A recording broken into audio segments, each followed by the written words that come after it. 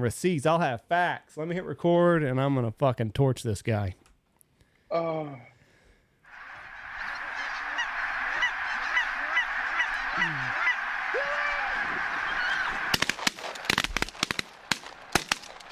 Boom, boom, boom, boom, boom. Hush your mouth over there. Boom, boom. Let it play, or I'll fucking mute you. Put you right on mute. Put you in the penalty box for the whole podcast. Yeah, right. Roasted.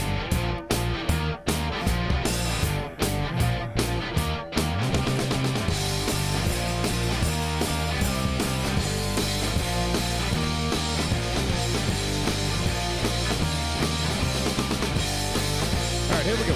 3, 2, 1. Boom! And welcome to the Big Honker Podcast, brought to you by Shin Gear. I'm Jeff Stanfield with the world-famous Andy Shaver. That's right, and Mr. Jack Zimmerman. They're hooking Jack up, aren't they? Yeah, they are. Shingear, yeah, those guys are hooking me up. Now, big time. are your waders half off since they don't have to put no bottoms on them? You would think so. I hope so. I mean, I have to work that out. I'll have to get a hold of Jeff down there and see if I can work a deal. Saving a lot of money on fabric. Yeah, no boots. Think about those boots, you know? For everybody listening to us, our friend Speedy here is Jack Zimmerman. He is a decorated war veteran, and he doesn't have any legs, and we call him Speedy. And That's right. Oh, man. On the last podcast when you guys were talking about me, and Andy's like, yeah, he's on a Segway. No disrespect. Oh, my gosh. I was laughing so hard. It is a Segway, though, isn't it? Oh, yeah, you're 100% See, right. fuck you, Jeff. I thought it was a damn wheelchair. Yes. You're both right. Nobody's wrong here. Nobody's wrong. You're both right. It's the bottom half of the is the Segway, and then we bolt on a seat, and basically we fool the thing to think that I'm standing on it, and that's what I ride. How fast does that thing go?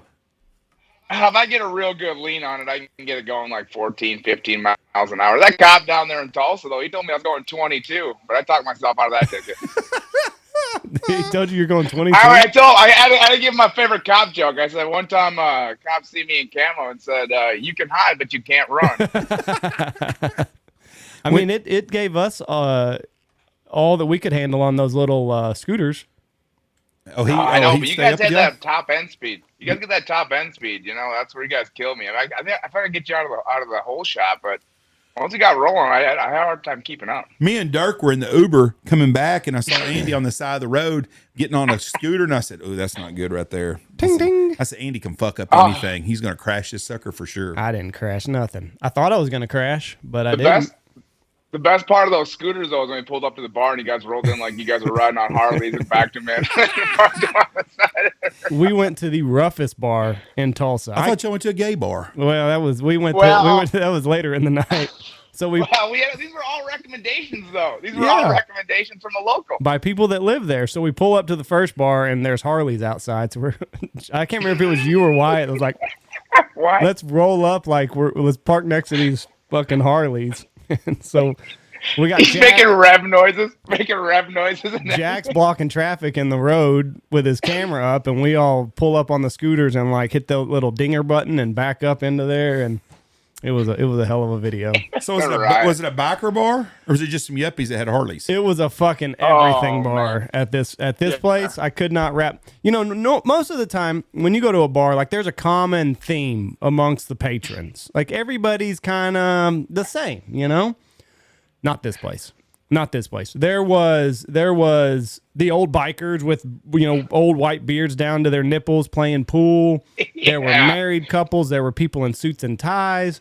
There was a 200-pound transgender just going at it. There's 5 black chicks shaking their ass for their Snapchat. People smoking weed in the booth. Yeah, I mean, it was just right in the bar. The wildest bar that I've ever been to. I couldn't wrap my head around it. But you said something in there, though, that really resonated with me. You can tell a lot by the bar on the outside just by the security going in, right? That is true. We learned. I mean, if that place has security, you're getting patted down. If you're getting metal detected, all that stuff going into a bar, you know what kind of place you're rolling into, Yes. But there's just the big guy sitting on a chair checking IDs and not doing a dang thing. It's not going to get rowdy in there. You're pretty safe. The big guy sitting on the stool, that was the gay bar. Was he a transy? No, he wasn't trans. He just had pink hair. But these people at the first bar, though, I mean, they were girls like twerking on the floor, doing the splits, all kinds of crazy stuff, and then right next to them, I mean, 10 feet from them, there's those biker dudes shooting pool. Didn't give a shit. I mean, no, I mean, really, you could have been in 5 or 6 different bars in the same bar that night. Yeah. Well, how'd y'all end up in the gay bar? So it's like bar alley. It's like bar alley. Whoa! Speak for yourself. We're walking and rolling. Andy. Yeah, we're walking and rolling. So this is bar alley, and Fisher Biggs told us, "Hey, start out at Reds and then just go down the strip. You know, you'll find a bar that you like." He said, "Start out at Reds." He said, "There's a bar down there that's got old school arcade that's really cool," and he rattled off a couple more. So we start out at Reds. We finish our drink there. Realize that there's probably a good chance a fight's gonna happen here tonight, and you know we saw that the first night, so we left Reds, and I can't even remember the name of the second place, and we get there, and we're kind of looking in, and we're like, oh, that's that arcade place that he told us about, and there is a 400 pound man with pink hair, a pink mohawk, and him and Jack. He just starts talking about how fabulous Jack's wheels are. Could not. He was like, I saw you zipping around here a couple nights ago. So was he hitting on Jack? He definitely wanted to ride on his Segway, 100%. Oh, man. 100%. Talk about uncomfortable. He would have gone for a ride on Jack's Segway. So we go in there, and it goes to shit really quick. We go in there. People are like, wasn't that your first sign right there? Why'd you go in? Should have been. We went in, We though, did go and in. then we're like, Well, first thing we're doing is we're looking at the TVs, and we're like, man, these commercials, I remember all these commercials from when I was a kid, this and that. We're looking at the TVs, and then we start looking around, and I'm like, you guys, there's nobody that looks like us in here. And Andy goes, Jack, anywhere you go, nobody looks like you. And then we start seeing the rainbow flags everywhere, and we're like, huh, this is an interesting turn. And the bartender, you said it best, though. Like, we were kind of blocking traffic where the bartenders go out. They asked us politely to move. Jack said, that's how you know you're at a gay bar. Any other bar, they're telling you to get the fuck out of the way because you're blocking traffic. Running you over. Yeah, or just hitting you with the tray. Like, here, they're like, could you please scoot over a couple inches, sir? Excuse me. Hate to bother y'all, but can y'all move over? So y'all were around polite gay people. Oh yeah, they were. I've been the complete opposite. I've known some gay people or been around that are pretty damn bitchy and pissed off about a lot of stuff. Really?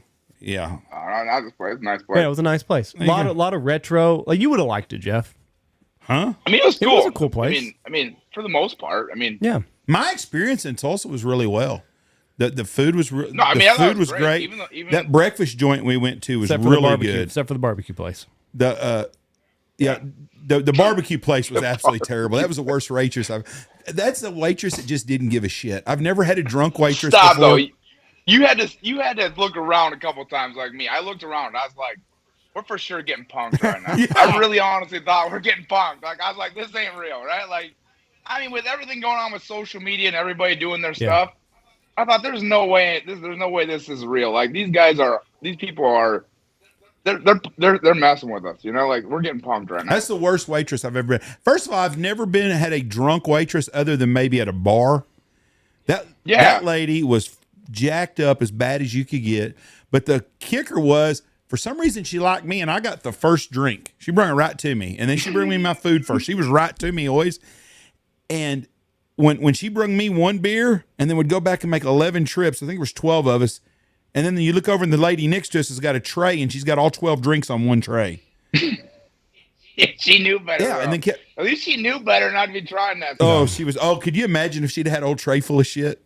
Down goes Fraser. I mean, it took 30 minutes for everybody to finally get their drinks one at a time. And then, like, while she was getting our drinks, so somebody be like, "Hey, can I get a beer?" And then she go get their beer first before she even finished getting everybody at our table their drinks first. She was absolutely terrible.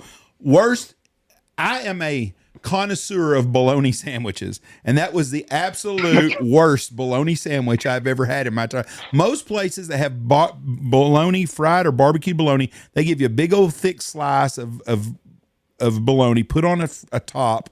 They get some kind of Cajun seasoning or barbecue, and it's really good. You can taste where it's been on the smoker all day. Yeah, And this some bitch here was some freaking Oscar Mayer Oscar Mayer fucking bologna, thin sliced, like 3 of them, just stuck on a piece of bread. It was no cheese even. It was terrible, absolutely terrible. No I cheese. couldn't believe it. I'm putting that in the oven. Oh, it was terrible. Speaking of things that we were discussing before we got on air here, yes, Andy's trying to tell me that the new Bad News Bears movie, which is what, 10 years old? no, it's older than that. I bet it's 15 or 20. Oh, yeah. Is better than the original one with Walter Matthau. 1000%. Not a shot in hell. 1,000%. It is. No. Billy Bob Thornton. Yes. Billy Bob Thornton is a good actor. Hold I'm not on. saying that. Before you trash this movie, have you seen this movie? Yes, I have seen it. Well, you need to. He knows we're 'Cause he's recording got- right now, yeah. right? He knows we're He's got recording right the- now. You're putting this on the record. He gets hired by the rich hot lady to coach the team because Yeah. he owed some money or something. Yeah, I've seen the show, He and it's didn't not owe bad. some money. I don't. I can't She remember. paid his Either debts way. or something. Right. But anyways, the first movie was better. First of all, because it was in the 70s when things weren't politically correct. This movie's not politically correct. No, it's way politically. It's close. It's way politically correct compared to the original one.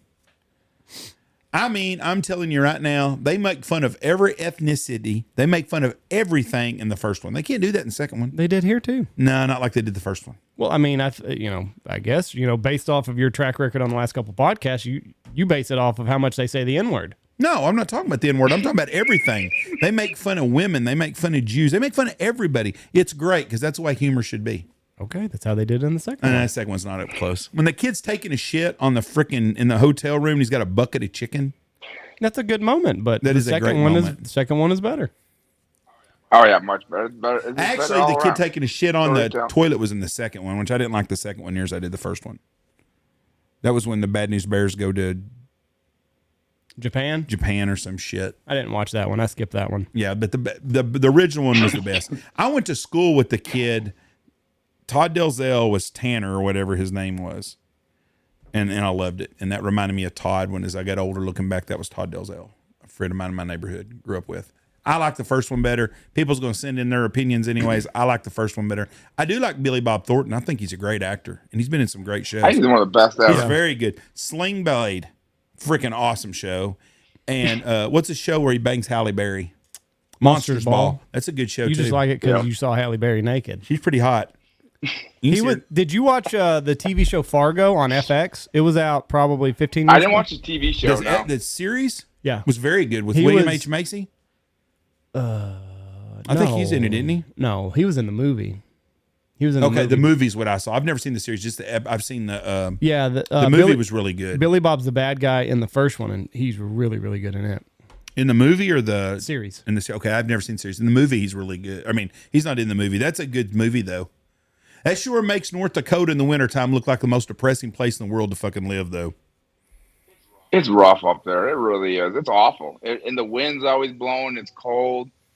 You're always dealing with the snow. The roads are just bad. They're just gonna be bad. Like nothing you can do about it. And it gets so cold in the wintertime that like when the snow gets packed on the roads, like no matter how long the sun's out, because it only comes out for a couple hours anyways, but it's still not gonna get warm enough to bust that snow off the roads. You're dealing with it all winter, and it is miserable up there. Now, did you have any training like in winter conditions? Because I mean, when you're fighting over there, you're in the mountains. Yeah, where I was at, those in the Argonaut River Valley. I mean, we're definitely. It didn't really ever snow down there or anything. It was. I mean, it got cold, especially with you at elevation you're at. It just gets cold. But I mean, I remember all the time we'd have cold weather gear, but you couldn't wear it. You just have to, because you never know when stuff was going to break out, and then what are you going to do? You're going to overheat trying to wear, snivel gear. You got all your cold weather gear on, trying to run around and gunfight. You're not going to be like, hey, time. I got to take some layers off here. I'm getting warm, So what do? You just work cold over there and just heat up? Yeah, keep moving. But the worst was I remember it had to been January. It rained a lot in January, and I just remember walking around out in those fields. It's like walking around a field. The mud just cakes on your boots, and then when you lay, because if you stop, you're at least getting down on a knee, if not going into the prone. Because you never know when somebody's going to start shooting at you, So you're always getting as close as you can all the time whenever you're not moving. And you would get covered in this mud. I mean, it would be on your gear. It would be in everything. It'd get on your gloves. You'd be trying to do everything. Like the first time you go out and get real muddy, you're like, no, I got to get better at this, you know? And you start getting better at stuff because, you know, you start going to the prone, you're keeping your hands up on top of your gun and stuff when you're laying there. And whatever it is, you know, you're just trying to keep as much mud off you at all times. But you got to really make sure you're keeping your gun out of the mud like all the time because you can't get that thing jamming up on you because it's life or death. How often would you have like a malfunction over there due to the elements? Mud, rain, whatever. Not too often. I mean, the saw was never really I mean, it jammed a lot, you know, but luckily, I mean, I took such good care of my gun, and I mean, I was cleaning that thing. I literally like my life depended on it, and I honestly never had one jam when I was in Afghanistan, like in the middle of anything, like, you know, that was really going on that would really put us in a bind or anything like that. I mean, you really kept that thing going. I mean, this is no joke. You know, when you would, you know, you'd rem oil up real good before you rolled out of the gate. But when you're gunfighting and that, you know, to keep your rails of your saw lubed, I mean, I always had a dip in, so I literally just give nagging on each rail whenever I reloaded in the middle of a gunfight. Now, did you dip before the military, or is that something you picked up over there? Yeah, you did. No, I did for military. Yeah. You quit though. I mean, I've never seen you put a dip in. No, I probably quit. I don't know, 5 years ago, 10 years ago. I don't know. It's been a while. What made you quit? Just nasty habit or what? Yeah, I don't know. I don't know. I just felt like you know, if I don't know, being a motivational speaker and everything else, I just didn't want to dip my teeth and everything else, and probably not the best for you either, you know. Yeah, that'd be the worst thing. Like you give a really impactful speech, and then like you're taking pictures at the end, and like you got all this shit in your fucking teeth that you're smiling for. Shaw on your lip. Yeah. You're on a race team, right? Yeah. Warfare Motorsports. Check us out, Warfare Motorsports on Facebook. And then Andy said a guy, WarfareMotorsports.net. Andy said a guy tried to start a fight with you at a bar. He was getting lippy. Now, motorsports, the arm wrestler. Redneck racetracks have a tendency to have fights and stuff. How the hell does anybody start a fight with someone in a wheelchair? I mean, I just cannot get over that shit. Well, usually they're never after me. They're usually after Jeffrey, my driver. Jeffrey Larson drives my stock car, and you know, he's not afraid to get after. You know, so every once in a while he'll really upset somebody, and you know, it's the funniest story in the world. I'm not even kidding you. This is what happened. So a couple years ago, we got into it at the track. Guy cut our tire down. We ended up taking him out with us when our tire went down, and went into pit row and changed our tire. Next thing you know, fight breaks out. My pit guy, Scotty, I see him by the neck. Somebody's got him by the neck, and all of a sudden I see fist to fight flying, this and that. And I'm like, holy cow. The next thing you know, fight's over. We head home. Months go by, right? School starts. And they're in the first week of school, my kid's got to write a story about his favorite time over the summer. My son's favorite time over the whole summer is when we got in a fight at the racetrack. He wrote about it at school, and I was like, "Oh man, we got to talk about what we write about at school, you guys." That is we can't be talking about fist fighting at the racetrack. That is some redneck shit. Did anybody throw a punch? Have you had anybody since you've been in a chair try to actually fight you, where they threw a punch at you? Not a stranger. My buddies and stuff messing around and whatnot. You know, we'll fight and this and that. But nobody's ever swung at me or nothing. I just can't imagine getting in a fight with someone in a wheelchair. I can't believe nobody has though for how much shit I talk. You'd have to really, really be a scourge of the earth to fucking. All Jack said was, "Hey, tell that guy to go double or nothing." Like he wasn't talking. Jack was not talking shit. No, I know. I'm not saying that, but I'm just saying you got to be a real piece of shit to actually get into a physical altercation with someone. I'm lippy. I could see me getting into a jawing match with someone in a wheelchair and talking shit. I can see that. But actually, this guy really wanted to fight. He really wanted to fight. That part I really don't understand. But I think he was upset because he was all puffed up and whatnot, and he I really thought I could whoop him. You know what I mean? And so I think that he was that I could beat him arm wrestling, and it bugged him. And he's like, "No, this ain't no." And really, what I was doing is I was going to be like, "Well, you're going to arm wrestle Wyatt here." And that was the whole thing. But he really thought I was going after him. And next thing you know, we're talking, we're jaw jacking back and forth. And just like Andy thought. I thought, well, here we go. This might be the first one. Can you imagine what he? But hey, for once I felt like I was gonna have a fair fight because, like Andy said, we were up on that stage, so me and him were eye level. So I was like, hey, I'm gonna find myself in a bad situation. This is the place to do it, you know? Yeah. Can you imagine that guy when he went to work on Monday? Yeah, I almost got in a fight with the guy in a wheelchair.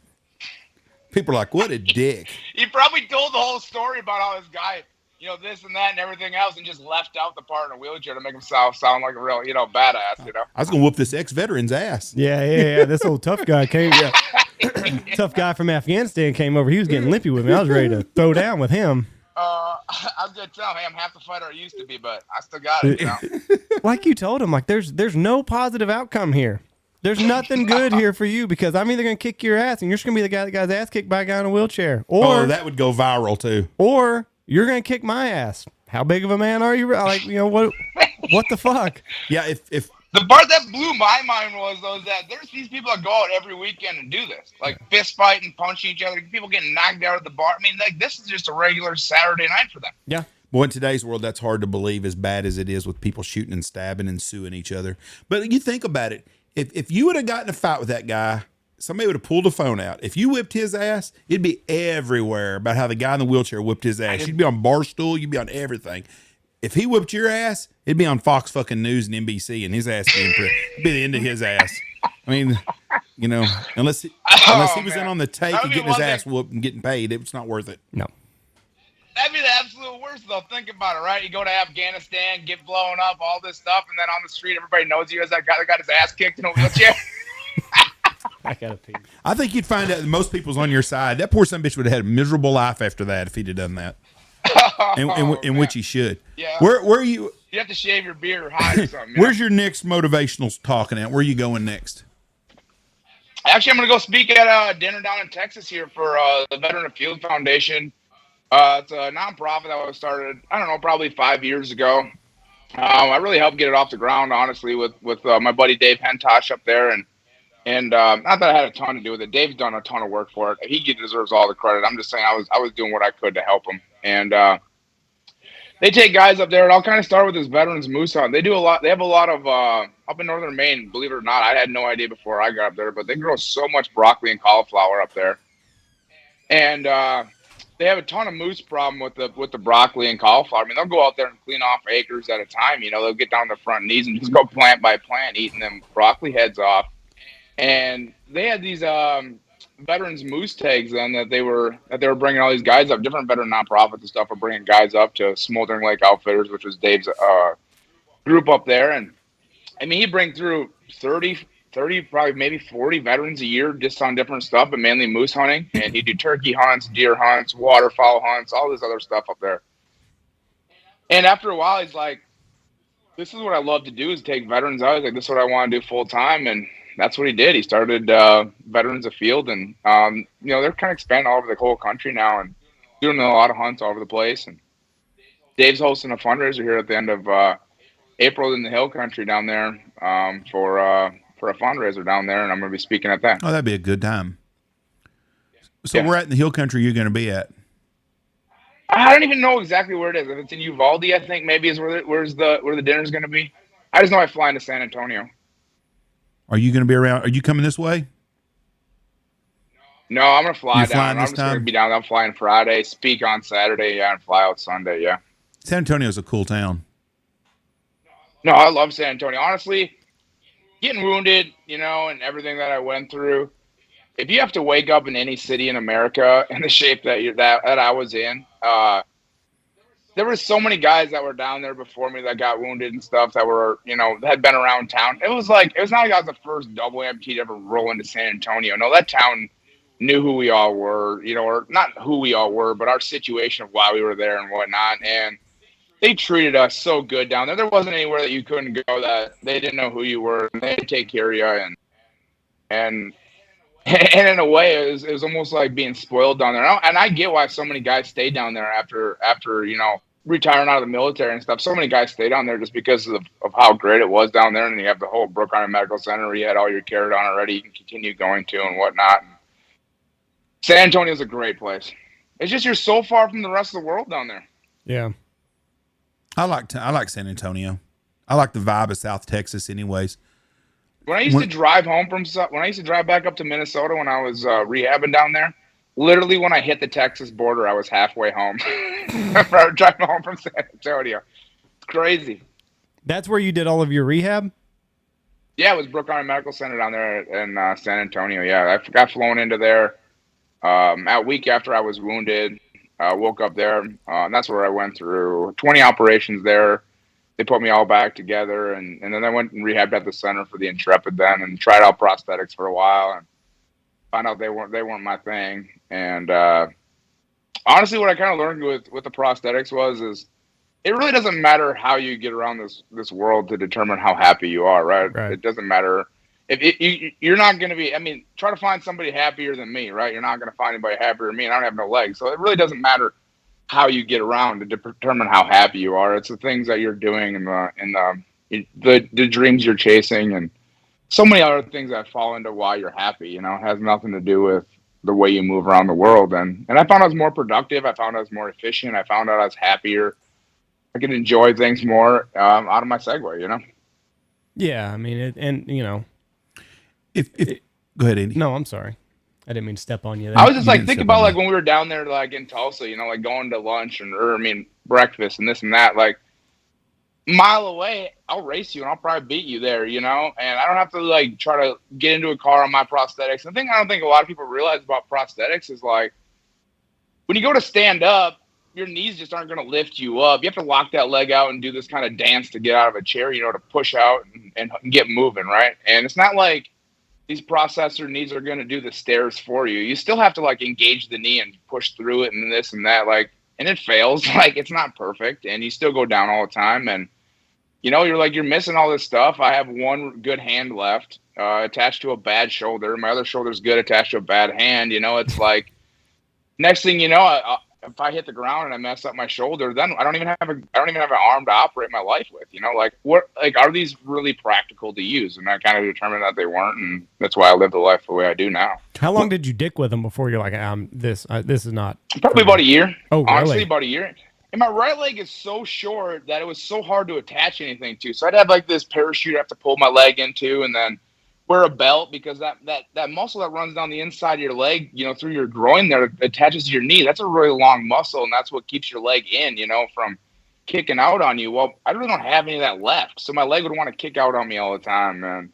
It was just a mess, really. And I was just like, I could have had it so much. I could have accomplished so much more in that year, you know. But I needed to try, so I knew that that's the route that I wanted to go down. I had to give it a fair shot to prove that I didn't want prosthetics. You know, otherwise I would have never known it. I always would have wondered, honestly. Right. What about this is my question I have for you.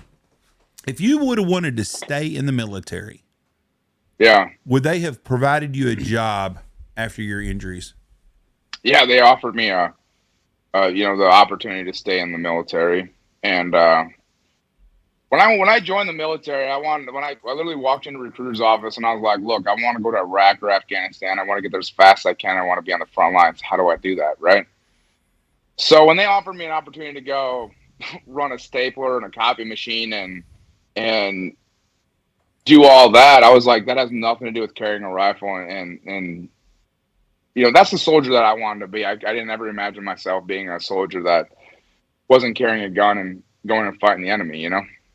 So what's like the 20-year career path of somebody that would have been like your career? Like what would you have done 10, 15 years down the line? Yeah, so I just kind of keep moving up. Like when you're in the military, you know, they always say you got to know the person below you and the person above you's job, right? You know, because that's the business that we're in, you know. And so as I was just a saw gunner, I was learning how to be a team leader, right? They start giving me small responsibilities, like when we rolled inside the gate, my team leader would be like, hey, I want you to check the rest of the guys on the team's, you know, gear and make sure they have all their sensitive items when they roll out and when they come back in. We got to account for all that stuff, you know?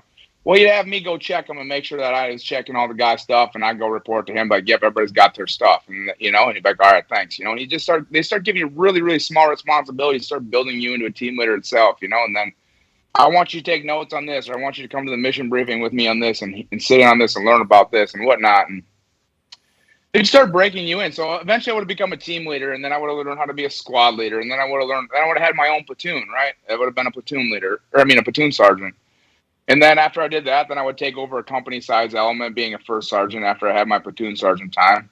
And then I would have moved into, battalion, brigade until you become a command sergeant major and E9, and that's your highest ranking. But you typically somewhere in there too, you have to go do some admin stuff. You either have to go be a drill sergeant, or you have to go, do recruiting, or kind of something out of your lane. Yeah, that's what Brody was telling us. Like, after a while, you're either going to get faced with, you're either going to be a recruiter or you're going to be a drill sergeant for like a year. And you just kind of pick which one you want to do for that year. And what would you choose? I think I would rather be a well, he said if you're gonna be a drill instructor, you got to go back to boot camp, right? Yeah, you go right through basic training. They teach you basic training. They teach you by you going through it again, like what they want you to do and how you do it and everything. Like how to be a drill. I don't really instructor. honestly know a ton about drill sergeant school, but I know it's a lot rougher than recruiting school. But recruiting school, though, I would that wouldn't have been a good fit for me, honestly. I wouldn't want to go try to convince a bunch of high school kids that they should be doing this or whatever else. How old were you when you went in? I was 20 when I went in. So you were out for a little bit. Yeah, so I went to college for a year, and then I was an electrician for a year, and as I was wiring, then that's when I decided I wanted to join. And I really had no idea what was going on in the wars. I just knew they were still going on, and they were still fighting, and I was like, man, if I'd never believed that by this time the war would still be going on, for that long. This is 2009, so it's been going on for 8 years. The invasion was over. We were established in Iraq. You didn't really hear a whole lot about Afghanistan at the time, and I really thought I was going to Iraq. I thought that's where all the action was. just based on what I knew, and I was like, if I'm going to do this, like, I need to go get in on this war, but like. And serve my country and do my thing. If I'm going to do it, I got to do it now. 'Cause I don't ever know, I just never wanted to be like I am 30, 35 years old and say, I watched the longest war in U.S. history go on, and I was here hanging out. That was just not who I wanted to be. That's not how I imagined myself being. And I love this country so much. I was like, I want to go fight for it. I want to say I did my part. And, that was my reason for joining, and I always knew I could come back to being an electrician. There's always going to be something to build, so someone's going to need some power. So I always knew that was going to be there. I didn't really feel like I was going to miss out on that. So, like I said, one day I was sitting at the break table. I'll never forget. I was sitting at a break table. I was actually sitting in we were building the jail and courthouse. We were sitting in a jail area, like in the general area. This where our break table was, and there was a guy across from me talking about retiring. The guy next to him was talking about his kids. The guy next to him was complaining about his shoulder hurting. And I was joke. I was probably hungover. And I was like, I gotta get out of here. I really do. Like, this just isn't exciting as I wanted it to be. Like, this is a great job. I really did. I really honestly loved it. But I was like, I'm just not ready to live the life of a 40-year-old right now. Right. Just go to work, pay your bills, like following his regular 9-to-5 lifestyle. And it wasn't for me. So I was like, I need to go. I need something bigger, better. And I really honestly really miss being a part of a team, like a true team, And I was like, I think I really need to join the military. And I left work that day, like I said, rolled in a recruit station, and I was like, let's go. Send me to Iraq or Afghanistan. How do I get there, Yeah, that'd be tricky as like a recruiter, because it's your job to go get the new batch of kids. But like they're 18 years old, and then like if something bad happens to one of them, is there any way they keep track of their recruits, like how they've done over there? I wouldn't want that to be a case. Yeah, and see, like the crazy part is I knew the guy that put me in the military, and I knew him and stuff, and he was super supportive of me after I got wounded and whatnot. And he was from our hometown, Tony Brown. He's from our hometown, or not like my hometown, but my hometown area, And he went in the military, and he had got recruiting orders and actually got the option to go back to his hometown area and recruit. And he was there recruiting, and he put me in. And I've never wanted him to ever feel bad or anything. It was totally my option. I rolled in there and said, I want to join, and said, I want to join the infantry. I didn't even know what the infantry was when I went in there. I was like, I want to be the guy on the front lines, whatever that guy is. I knew so little. I never thought about that as the perspective of the guy that's recruiting, the guilt that they have when they recruit someone that gets killed overseas. Or if you get somebody right out of high school, 17 years old, you start talking to him, 18 years old. You know, we've got a kid from our hometown. Saturday after graduation, he was on a plane going to Marines. You know, he was going to basic training, their boot camp. If I was going to give anybody advice right now, and I mean, this is dead serious, right? Like, there's no real war going on right now. I mean, you're not just going to join the infantry right now and get deployed and go fight anywhere. I mean, we're out of Afghanistan. I mean, that was a great success pulling out of there. Good job, Biden. And then, and then there's Iraq. You know, that just keeps flaring up here and there. But they're not sending over general infantry guys over there to do that stuff. That's all special operation stuff, you know. And you can't even join and be you can go join Rangers and that, you know, at 18. But if you really want to go in the special forces, you got to be 21 to join that. And if I was going to give anybody advice, I'd be like, go be a kid for a minute right now. If you really want to join the military, you're going to retire in 20 years, right? So if you waited to join till you were 22, all right, so now you're, 42 when you retire? Instead of 40? I mean, you know what I mean? I'm close to 40 now. I mean, I'm 35 years old this year, you know? Like, I'd be done in 6 years. Yeah. You know? I mean, that's crazy to think about, you know, how fast that would have been over, you know? So go be a kid. Go have fun. Go do some fun jobs. Go try to do something that, you know, go do a job that, you know, that you're not going to do forever. That you know, go be a guy ducks for a couple years before you go join the army, you know, and go do whatever you want to go. Go on a fishing boat. Go work for a cruise line. Go see the world. Do whatever you want to do first, and then go join the army. Because once you join, you're theirs. You know what I mean? They own you. You know, you're not. You want to go somewhere, you got to ask, no matter what. You know, you only got so many days a year to go. You know, but I loved every minute of the army. I would have done 20 years. But if you're a kid thinking about joining, why would you leave the day after graduation? That's your best summer ever, right? Like, you know, you're not going back to high school. If you get in trouble, it doesn't really matter. You just got to pay the damn fine. You know, like all these things. Why not go party for a couple years and then join? You know, go have some fun. Be a kid. Yeah. Yeah, that's a good way of looking at it. So there's IEDs all over the place over there. What do they make them out of? Yeah. Where do they get the supplies? Yeah, so they basically take fertilizer. Okay. They take fertilizer, lay a tarp out on the floor, lay a bunch of fertilizer on it, pour diesel fuel all over it, let it dry, and then start packing it into gas cans. Plastic gas jugs. So it's that easy. Yeah, if you got the right fertilizer, which is no problem over there. I mean, you know, it's stuff that, whatever it was, the nitrate, I don't even know what it's called. It's the stuff that, you know, like Timothy McVeigh used to take down, you know, the Oklahoma City stuff, you know, like he packed into their same stuff that we were stepping on, you know.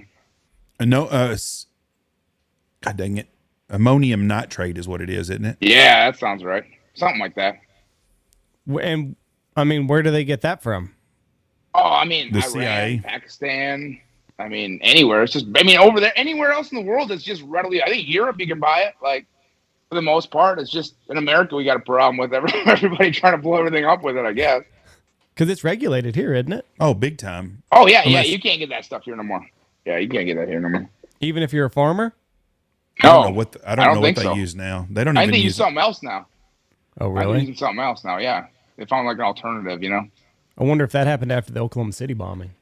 It's like Steve, after that for a while. It's like the fake sugar, you know, you put in your coffee. It's like the same thing. It's safe, alternative, you know. Right? Yeah. Totally safe. No harmful no harmful consequences with the new stuff. Yeah, I don't know what they're using anymore compared to what they used to use. But I wonder if it changed after McVeigh. I'm sure that had a little bit to do with it, but Jesus Christ, the other day, and was it Syria, one of them, that big old ship blew up that fucking leveled that whole city? That was the same stuff. I don't know.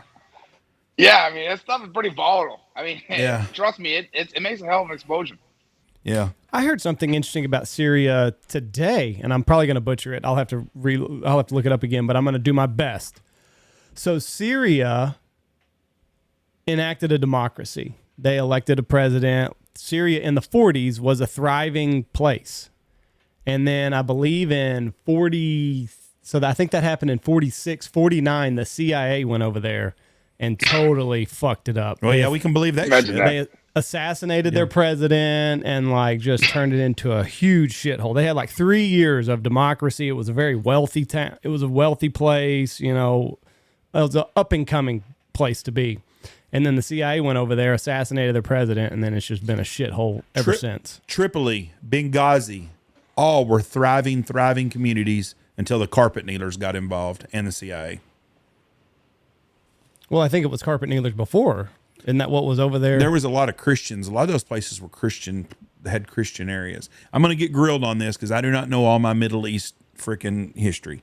But I believe a lot of those places were still Christian countries. Oh, I don't know. I don't think the Muslims really took over until later. I'll look it up. But I know that Benghazi and Tripoli were both thriving places until the Muslims got involved. And if you're a Muslim sympathizer, you probably shouldn't be listening to our podcast anyway. So, where is Tripoli? In Jack, you know? No, don't ask me. No, they never sent me there. Never got to go to Tripoli. Where all did you get to go? Oh, so like we landed in Ireland and Germany, Libya. On the way there and back. But I mean, I got to see the inside of an airport. You never got to go out in Ireland or anything? No, Kyrgyzstan. We hung out there for a little bit, but that was just literally an airfield there, just military base. I mean, only thing you could really see was the mountains around us. That was it. And then Kandahar, then the countryside down there in Afghanistan. I mean, where I was, it was very pretty. I mean, the mountains were all around us. I mean, the fields were very lush. I mean, it's marijuana and opium. Yeah. But it's all green, you know. I think the one thing that was the most impressive that is so hard to explain or for people to understand is how amazing the sky was over there, right? There's no running water. There's no electricity. There's no anything. So, like, not a lot of people driving around at night. There is, like, absolutely. So every base, we black out at night so that you don't want any lights going. You don't even want to be up on the wall smoking a cigarette. You don't want to give them a target at all, you know, to shoot at. You know, if they can see any light at all, they'll just start shooting mortars at it, you know? So you're trying to be as dark as you can. So when you look at the sky at night there, it is unbelievable. You've never seen the sky like you've seen it over there because there's absolutely zero light pollution whatsoever. Mm-hmm. What could you tell, like, if you were talking with a bad guy over there? Yeah, I mean, like, would your spidey senses go off or what? Yeah, you can kind of tell by the way they look, you know, or by like, by the way that they would react to seeing you. Like, if you're like, oh, golly, who are these guys? You know, like, this isn't good. You know, it wasn't like you scared somebody by coming around the corner. It's like you scared them because they also realize who you are, you know, coming around the corner, you know. You could tell stuff like that. Typically, you'd see them running. That was a pretty good indicator. Yeah. You know, they were up to no good. But for the most part, yeah, you know, everybody is either Taliban or knows Taliban. You know what I mean? Imagine, like, you living, you know, where you are, and, you know, if people were coming in and out of your area all the time, and they were the security force, essentially the cops, you know, I mean, you would eventually get to know these people, and then, you know, they're cousins and everybody. I mean, it's a small area, just like, you know, where we're from. I mean, it's no different. Mm-hmm. Now, they speak a different language, and, you know. How's the Taliban scene over there? Are there people over there that don't like the Taliban and want you guys to do your job over there, or is pretty much everybody over there on the side of the Taliban? It was probably the hardest thing in the world, and like, looking back, why would they? You know, like, we roll in and we're like, hey, trust us. I know we're carving roads through here, and we're taking over your land and building bases on it and shooting the place up and bombing everything, you know. Trust us, we're the good guys. Yeah. And the guys that have been here providing you protection for the last 100 years, those are really the bad guys. But they took down these towers in America, and we're here to talk to them and run them out of here. But we're trying to run their own family out. You know, it's looking back, it was honestly, like, nation building is not our forte and something we should be doing. We're war fighters. Let's go win the war. Let's go kill whoever needs to be killed and wrap this up. And I always say from now on, after what I've been through, if we go over, we should have kept Afghanistan. I mean, we should just raised our flag on it and said, look, you guys are all under American rule now. Like, this is ours. You're all paying taxes to us. Like, we own this thing now. Like, from now on, if we're sending our troops, we're keeping it. I agree with you on that. Some corrections. Benghazi ran the Jews out in 1948. There's no Jews at all in Benghazi no more. Okay. Tripoli was taken over in 685 by the Muslims, so it's been a shithole since 685. So basically, anything that's under Muslim rules is a shithole in my mind.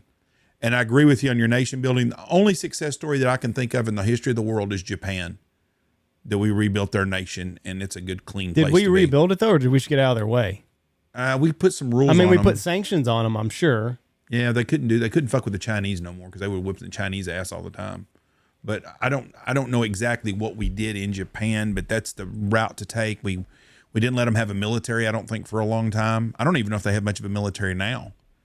But even then, though, we took the enemy to their knees there. Yes. And then we dropped some bombs on them, kicked them in the guts one more time, and said, "Don't ever do that again." You know what I mean? Like, as soon as we rolled into Afghanistan, we're like saying, like, it's like we're rolling into somewhere and being like saying sorry for everything. Sorry I knocked that over. Sorry I did this. Sorry. No, we're here to do a job. Yeah. Either let's invade this place and do our job and take the chains off of the guys and let them do their thing and end the war. I mean, the only thing that all these, I'm not saying go crazy, like out of control, doing horrible things or anything like that. But I'm just saying let guys go do their jobs and operate and use their own morals and ethics, like that we've been taught in the U.S. military. We're professionals at what we do. We're not just going to go out there and do horrible things and whatnot. But like let the guys go in, do their job, because anytime they put these insane rules of engagement on us, all that happens is guys get killed. Mm-hmm. Yep, I agree. Our problem is the American people cannot stomach what it would take to win a war these days. The media is absolutely against our military, and they're going to use that against them. And then our government is going to sell out our military like they do and stick them in some fucking court for doing their job. And that's the problem we have in World War II. We didn't. And that all started in Korea, because if they'd have let MacArthur do his job, the Korean conflict would have ended a long time ago. We'd have never had all the issues in Korea where we've got this fence. One side is a shithole and the other side is just kind of a shithole. We're on an extreme tipping point too right now, where when I was looking at getting to the military and saying I wanted to join the infantry, and you talk to veterans that once you found out that you signed, then all of a sudden all these people come out of the woodwork and want to answer your questions and whatnot. And I remember these old guys are like, "I'll be the best time of your life. I'll be meet some of your best buddies, this and that, and you're gonna have a great time." And yeah, it's gonna be hard and there's gonna be bad days and whatever else, But we're gonna get into a dangerous place where guys are going to get sick of dealing with all these rules and everything else that aren't really fair to us, that are really putting the advantage in the enemy's hands 100% completely. And you're going to start having war fighters coming home, and when kids are asking them, what do you think? They're going to say, think about it. They're putting you in a bad position. We're not saying that now, but I mean, we're inching that way where you're going to have guys that are really supposed to be your best recruiting tool, the guys that have been there, done it, and are proud of their service and what they've done, going out there and telling everybody about it, inspiring the next generation to serve. And thank God right now we still have people that are willing to serve, And I know recruiting is getting harder and harder and harder. And, I mean, I don't know how we're not paying our soldiers more either. That's absolutely insane. What these guys are willing to do, take the time out of their families and the commitment that they're making. And I know that you're serving your country and everything, but for what these people are making out there, and you're paying these soldiers 30. Like when I was in, I don't think I was even making $30,000 a year. Mm-hmm. Yeah, we got to send all that fucking money to Ukraine, send it to the United States, to our own people. Think about that billions of dollars that we sent over there to Ukraine. I mean, how if you would have took that money and dealt it back into just a stimulus check for all the American people, if you're going to give it away, you might as well give it away to Americans, right? Like I don't think that's a good thing to do with the inflation that we already have going on, but you could have just kept that money in the bank and said, "Hey, guess what? We're doing $1 billion tax cut this year instead of sending it to Ukraine." I mean, you know what that would have done to our economy? It would have changed. I mean, it would have changed it insane amount. Imagine if they'd have had a garage sale with all that shit they left in Afghanistan. They'd raised billions of fucking dollars. You know how many rednecks would like to buy some of that shit that they just left? Would have given anything for it. Plus, the Afghan war. Let's be 100% honest too. As we look back on it now, we know it was a political move by the people of the deep state. We it's all a part of that war machine. But Afghan wasn't going to be no easy win. The Russians had been jacking with them for 15 years and couldn't get nothing done. You cannot negotiate, and you cannot go against that kind of evil that people have been raised since they were a little kid to abso-fucking-lutely hate you. That ain't going to change. There ain't no kind of education you do that's going to change that. The greatest hope and the greatest thing that I learned from Afghanistan is free men can take back their own country if they want. Yeah. I mean, Afghan guys, they ran, with old AKs from the 80s. They ran out the world's greatest superpowers, fighter jets, helicopters, all the ammo in the world, every asset. They ran those guys out with AKs and flip-flops. So, I mean, all I'm saying is, if I learned anything from the Afghan war, free men can take back their own country if they want to. Yep, especially when you're being paid by the CIA to do it. I wish there ain't nobody paying me. But that's what the CIA did. The CIA was funding all the Russian war over there. That's where all of, then we're having to fight our own weapons over there. We're the ones that taught them how to get off the camel and to build fucking bombs. Well, now our kids are gonna have to go fight. Now we got them all equipped up with M16s and everything. Yep. So we're should be an easier go around this next time because everybody knows those M16s. All they do is jam. So easier around this time. I worry about my grandkids having to go through a draft. Not that the draft was not a good thing in World War II and that type, but that's what we're going to deal with because people are not going to go to the military because these young generation has very little patriotic blood in them anymore. I'm the last one that wants war. But do you think in 20 years that our kids can stomach a vote to send people to go to war? I don't think that our kids are going to be in good enough physical shape in 20 years to go to a war. So you don't think you could take kids that are graduating high school this year and go throw them on the beaches in Normandy in 3 months and they'd get anything done? No. I agree with you. I disagree. I think if you look at where we are as a society, just weight-wise, the amount of obesity that you see in kids today, the lack of physical education. I mean, there was a video from the 50s, like a PE class. Everybody was fucking ripped. They're doing pull-ups. They all had abs upon abs. You can't find 10 kids in a high school. I was in a guy's shop here not that long ago, and he was a retired NHRA racer, and he had this picture from I don't even know what year it was, 60s maybe. Mm-hmm. And it's on the drag strip. You see the whole crowd behind him, right? And this thing's in black and white. And I said, you notice one thing about that picture? And he's like, what's that? I was like, there's not one fat person in that picture. Not one.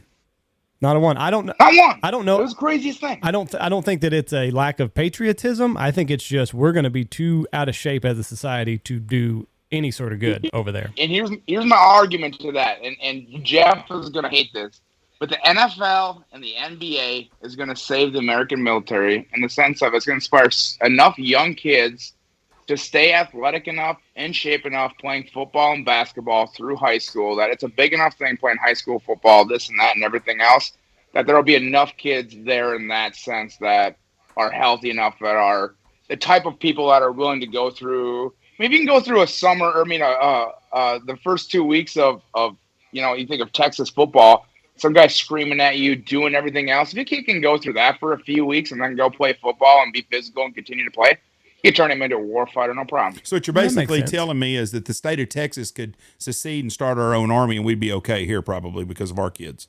Well, I don't know. I mean, so could Wisconsin. I mean, there's enough deer hunters up there. I mean, they're just not going to go on patrol. They're going to be stationary. Send the enemy to us. You talked about the fat people. I love to watch movies made in the 60s and 70s. I don't care what it is. Yeah. That's my genre of movies I like to watch because I like remembering things.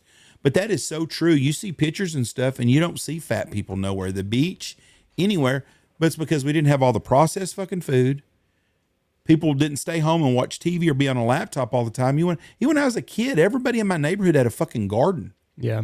And I think the one thing that's different too is if you look at an ad from the 60s of somebody eating breakfast, it was 2 eggs and a strip of bacon, right? Yep. Now if you see an ad for something, it's like a pound of hash browns, 6 eggs, 4 sausage. That's the new standard of what breakfast is. You know what I mean? It's just I think maybe that's our issue. We've got proportions so out of whack now that that's where we get ourselves in trouble so fast. We also, people couldn't afford to overeat back then. I mean that was just fact. You couldn't afford to overeat.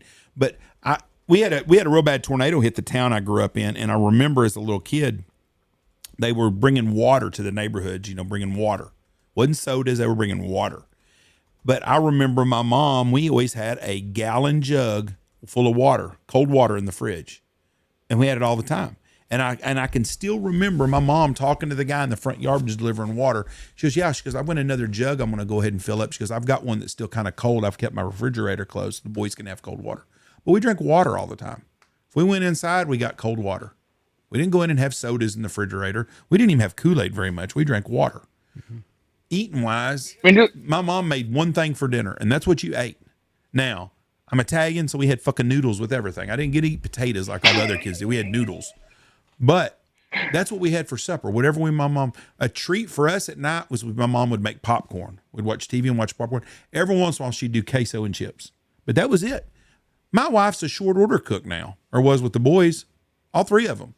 Andy would get up even when he was in high school at 9 o'clock at night and make a big old plate of leftovers. I'd hear him in the microwave every night. And Andy was skinny and worked out all the time. But when I was a kid, first of all, we didn't have a fucking microwave. So people eat all the time. I'll bet you in the 1960s or 70s, it was almost impossible to find any place to eat open after 9 or 10 o'clock at night. Oh, I guarantee you. It's that way again now. Yeah, because of COVID. Everything was open around the clock. I read a book called The Seven Presidents. It was written by a man that was a bodyguard, a Secret Service bodyguard. Did you read that book? No, I just know about it. Really good book. Very good. Started out with JFK and went all the way up to Carter, Nixon, or somebody. Henry, I don't remember. Wasn't it? Yeah. Not Henry Hill. He was a mob guy, wasn't he? I can't remember the name, but he was a really good book. But anyways, he talks about being there the night before JFK got shot. Because JFK landed at Meacham Field in Fort Worth the night before. Then they flew over to Dallas the day he got killed. But being at Meacham Field, and he was on overnight duty, and he said, we could get a cup of coffee made at the hotel we were in, but there wasn't a cafe or nothing open at night to eat at. And nowadays you can eat 2 o'clock in the morning, get drunk, go Taco Bell. Yeah, you find somewhere. Yeah. There's a Waffle House open somewhere. Yeah, but that stuff didn't exist a long time ago. And I think that made a big difference too. And nobody expected it. So you knew you weren't going to eat till the next morning. And we just, I saw a quote that said, and I pulled it up here. It said, America was built on the backs of men who smoked cigarettes, drove without seatbelts, and had bacon for breakfast. Yep. I had a buddy once tell me too this. Think about this. It makes sense. Every nursing home's got a smoke shack, but you don't see too many big people sitting around nursing homes, either. Like, yeah. I mean, I don't know. I don't think there's a balance in there somewhere, but we had a smoke. I don't know. I mean, really, it's all about, I think it's really going to come down to like self-discipline and doing the right thing. I mean, there's no secret to it. I mean, if you want to drop some pounds, like I dropped some pounds last year. I was way too fat. I mean, I had to get myself in shape, and it's like, there's no secret to it. You just got to cut your calories. You just got to be carried down. We had a smoking hall when I was in high school. Oh yeah. People went outside and fucking smoked cigarettes. And I'm not talking about seniors that were 18 years old. I'm talking about fucking freshmen. That's why Bad News Bears resonates so much. Everybody, the whole team smoked pretty much. The first one. Kelly did. I don't remember any of the other kids smoking. They probably smoke? did. I think just Kelly did. But he was a 13-year-old. Well, yeah, 13 going on 35. Kept it rolled up in his sleeve. That's the kind of guy that was banging teachers, but we wasn't getting arrested for that shit. And everybody, all of us were jealous. I went to school at the kid in junior high named Jocko. Jocko was driving a Trans Am to school when we were in junior high. Fuck. Every day. And he was, and the other guy I can't remember the other guy's name. There were 2 Mexican guys. They were 14 years old and they were full fucking grown. They had the mustache, everything. And I looked up to them guys, boy, when I was in 7th grade. I thought, man, them are the coolest dudes ever. They're banging chicks, they're driving Trans Ams. They're drinking beer. You guys lived in a cooler time, but we live in a better time. You know what I mean? It might have been. But anyways, so fast forward, I'm 21 years old at the bar, and this little Mexican guy comes up to me. Hey, Jeff, how you doing? I was like, hey, what are you doing? Oh, man, you remember me? No, it's Jocko. I was like, motherfucker, you shrunk. He's the same fucking size when I was 14 years old that he was now. But yeah, the time I grew up was a really cool time in America. And all of our regulations and shit that's supposed to protect everybody, I think's hurt us more than it's protected us. I mean, seatbelts is a good thing. There's no doubt about it. That was just I mean, you don't have to fucking take it for bait. No, but it's not gospel. But no, but there's a lot of things we've regulated. Do kids in 6th grade need to be dipping skull? I don't know. Do they? No. It didn't hurt all the kids I grew up with that dip snuff. I mean, so maybe it did, maybe it didn't. I mean, I don't know, but I mean, there was just so many things that I remember going and getting cigarettes from my mom. My mom would pull up at the grocery store, give me money. I'd run in and get 2 packs of cigarettes. I'm talking being 10 years old, and that was normal. I think that the media has just scared everybody. Like I got a 9 and a 5-year-old. And the media, if you look on anything, Facebook, Twitter, or X, whatever it is, TikTok, all you see is child abducted, da da da da da da da, and you're like, fuck, you know, you're like, shit, I can't let my kid go ride a bike anymore. You're like, how haven't I lost one yet? I mean, according to TikTok, I should be down at least 2 kids by now. Right, exactly, yeah, but it's just parents are in such a state of fear all the time, and God help you if you live in a big city. You know, I live out here in the boondocks, and that's how I feel. I couldn't imagine somebody in Minneapolis. What, are you gonna let your kid roll down? How far are you gonna let him go? Not outside the yard. No. I'll tell you what wears me out is these people, and you see it every day. Every day on Facebook, you can find it. Some lady went to Walmart, it's always a Walmart, and had someone try to get her or followed her around the store. And the bottom line is, nobody ever calls the fucking cops. If your life's in danger, you think, and some dude's following you around, go to the store manager, get on the loudspeaker and say, hey, this asshole's following me through the dog aisle. People are going to come look. Find a guy that looks like he'd beat your ass. A fucking guy at tats, looks like a veteran. Guy in a wheelchair. Yeah, in a wheelchair. Yeah. And tell that guy you need some help. See an old fucker in the overall, say, hey, I think this guy's following me. He's going to get involved. But don't just go get in your car and I think they followed me home. Fucking call the cops. I've never understood that. And I see that all the time. And that's the common denominator. They never want to call the police. There ain't a police officer out there that ain't going to make that call and look to find out who that is following you because they want to arrest those people. Jeff, you're old. Tell us this. It does. Do you think that America has gotten more dangerous, or is just more people? I think we're a country full of. We're full of pussies. That's the problem. Our country is full of pussies. You can't find a fucking man with a backbone anywhere you go. Hardly. I don't care what restaurant you go to. You can't. Too many people don't want to get involved. And I have said this to Andy. The fuckers running our country are the jackasses that got their ass beat up dodgeball, and it shows. Because every law is set up to hurt you for protecting yourself or your family. We need more men that will get involved and ask if you need some help. But these young people, I think they're still out there. They are, but they're mostly old. You don't see very many young, and I'm not just knocking on the young kids, but it's hard to find a man under the age of 30 that will get involved to help a stranger or get help and ask them if they need some help. I don't care if it's just in a grocery store and there's an old lady needs help getting something off the top shelf. You know, you can't find very many men. You think that comes from this? You think that comes from like this helicopter parent society where no matter it's not your fault, but your whole life you've been raised where if anything goes wrong, there's gonna be somebody to come sliding in and take care of everything. Like when we were kids, if something busted on the playground, everybody's mom and dad were at work. Yeah. We had to take care of that stuff ourselves, and maybe that has something to do with it because like kids now are never alone, right? So all of a sudden you're 20-something years old and you're in the bar and all of a sudden a fight breaks out and you're thinking, well, where's the adult to take care of all this?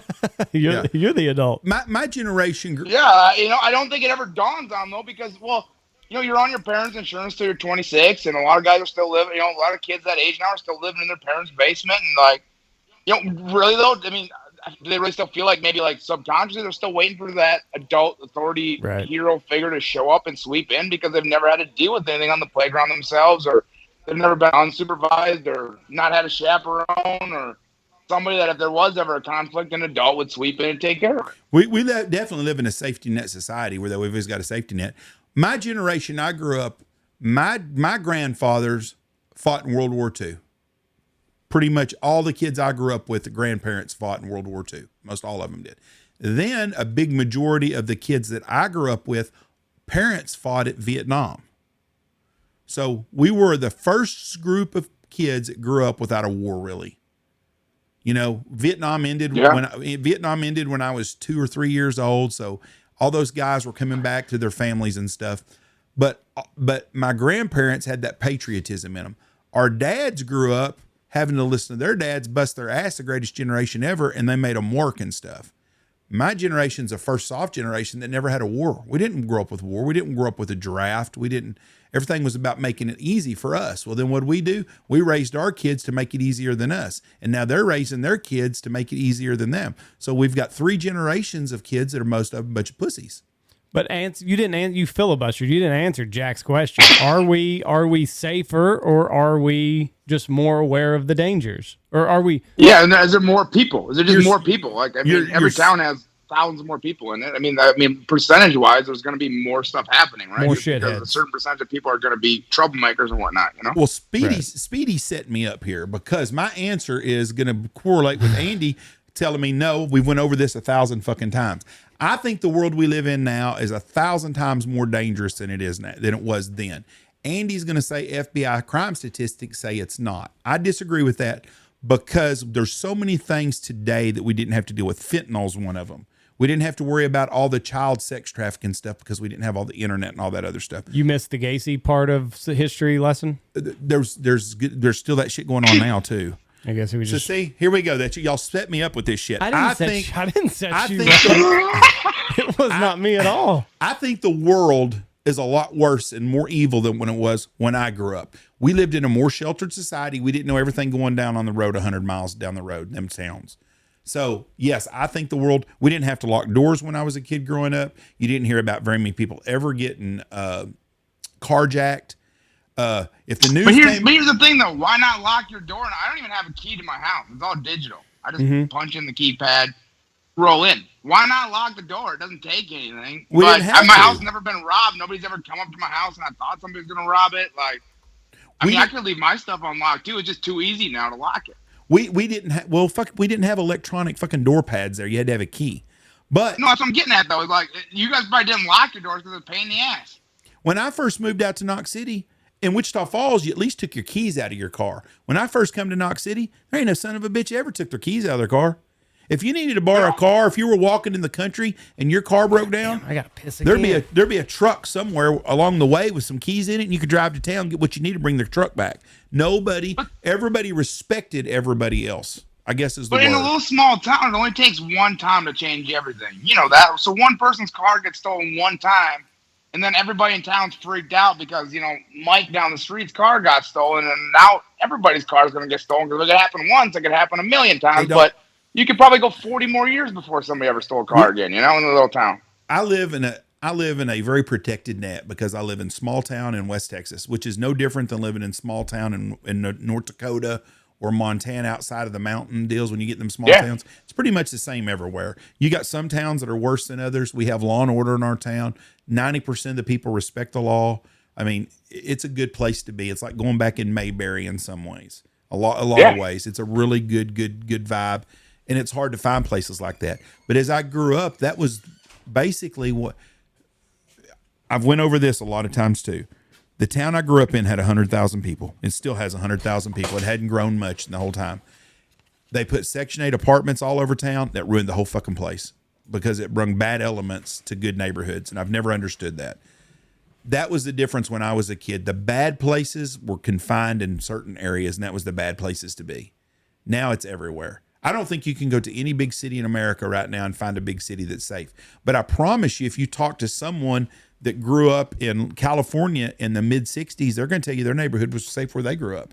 You can find New York City was terrible in Manhattan. Giuliani come in, he got it all cleaned up. So, but there's not a big city in America right now that I don't think that's a good place to be. There's nice neighborhoods. Every big city's got areas that's safe. You can go to Beverly Hills right now and walk down the middle of the street at 2:00 in the morning, up and down the street, most beautiful woman in the world, and you're going to be safe. You can probably go 5 miles over to a neighborhood, and you're going to get robbed before you can walk 2 blocks. So yeah, I don't know. It's crazy because like you listen to that stuff, like when you know these stories about when people were growing up and how great it was and this and that, and you're like, huh.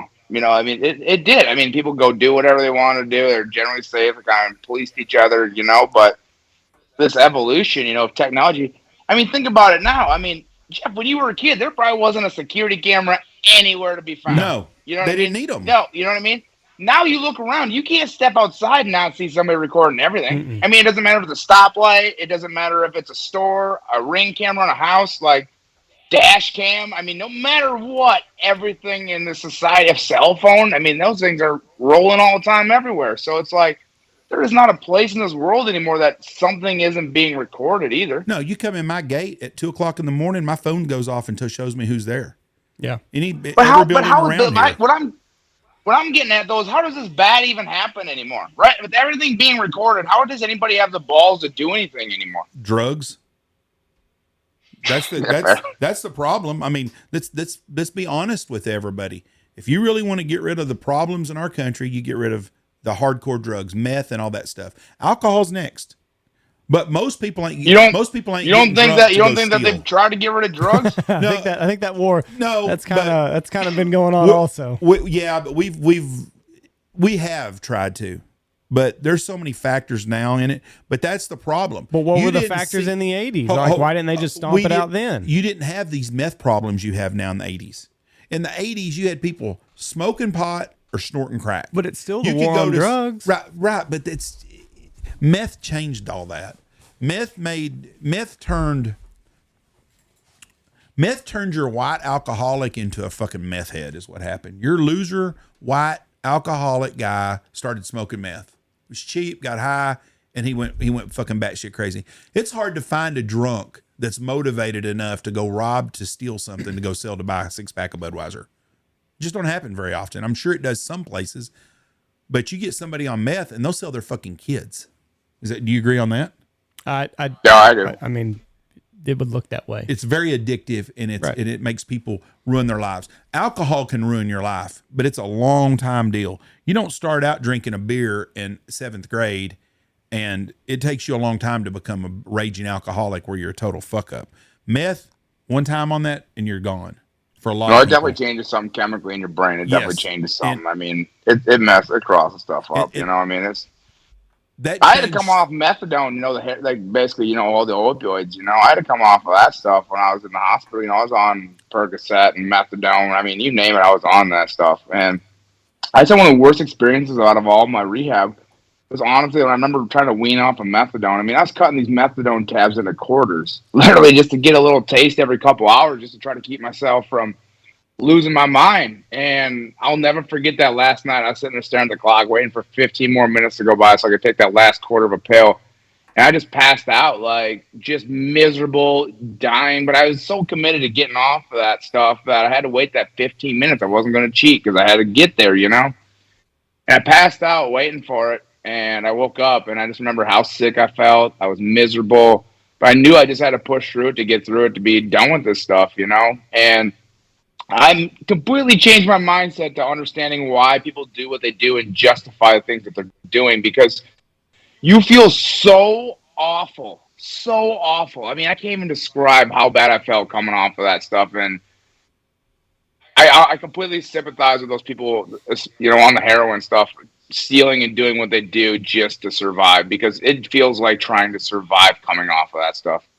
Oh, there's no doubt that there's a sickness that goes with that stuff. And there's ever a situation, people get addicted to it from like what you went through. And then there's people that take it on the street, but that's where our crime has come from, is those people get desperate and they do desperate things. And I'm not saying there wasn't some drug use in the 70s. There was a ton of it. We went through the hippie movement in the 60s. And if you read up on that shit going on with Charles Manson, those were no different than meth heads. I mean, they's fucking stealing, robbing, killing to get their fucking drugs and shit. But let me ask you this. How much of what we're seeing today has to do with the illegal drugs? Like what Jack was on, the stuff that they put, you've had ACL surgery or something like that. The suburban house mom has her meniscus repaired. Here's Oxy, here's Percocet, here's all this stuff. And then they get addicted, totally legal, through the medical system.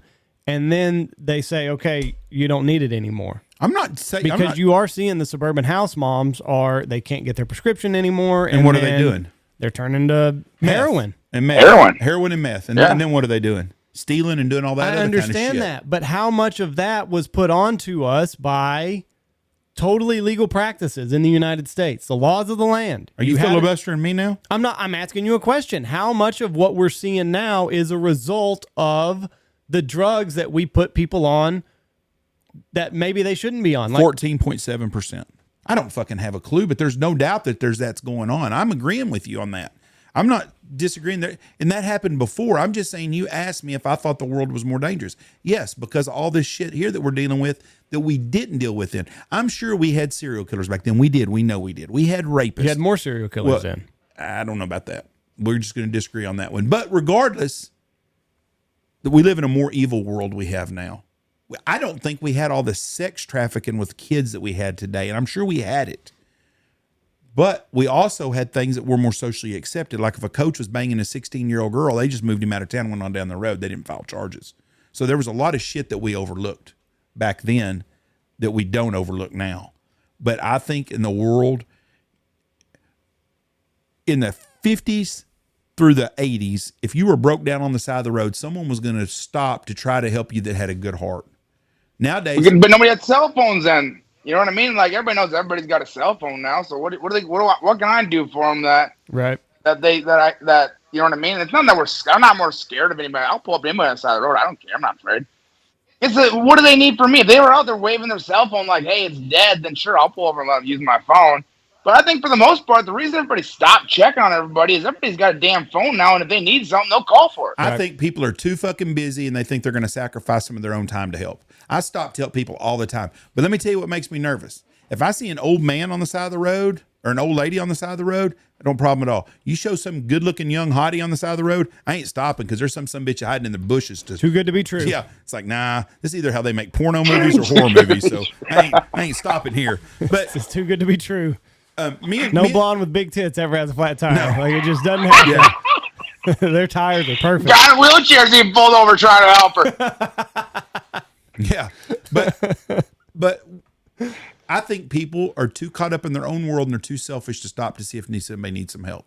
Yeah, it don't take long to pull up and say, "Hey, do you need something?" Well, and not only that, but I feel like everybody's insurance comes with roadside insurance or roadside assistance or whatever. Anyways, you know, it's like, what am I gonna do? Pull over and be the creep that's like, "Hey, can I help you change that tire?" You know, like I feel like people don't want you pulling up either. Well, we live. Creep them out. Like, who's this creepy guy pulling up being like, hey, can I help you change that tire? Like, no, I got AAA on the way. Yeah. Like, I trust those guys, you know? Yeah. My world's different out here because of where we live is so isolated. And it's one small community after another small community. It's a long, long way to a big city. So people still here are pretty trustworthy and try to stop and help.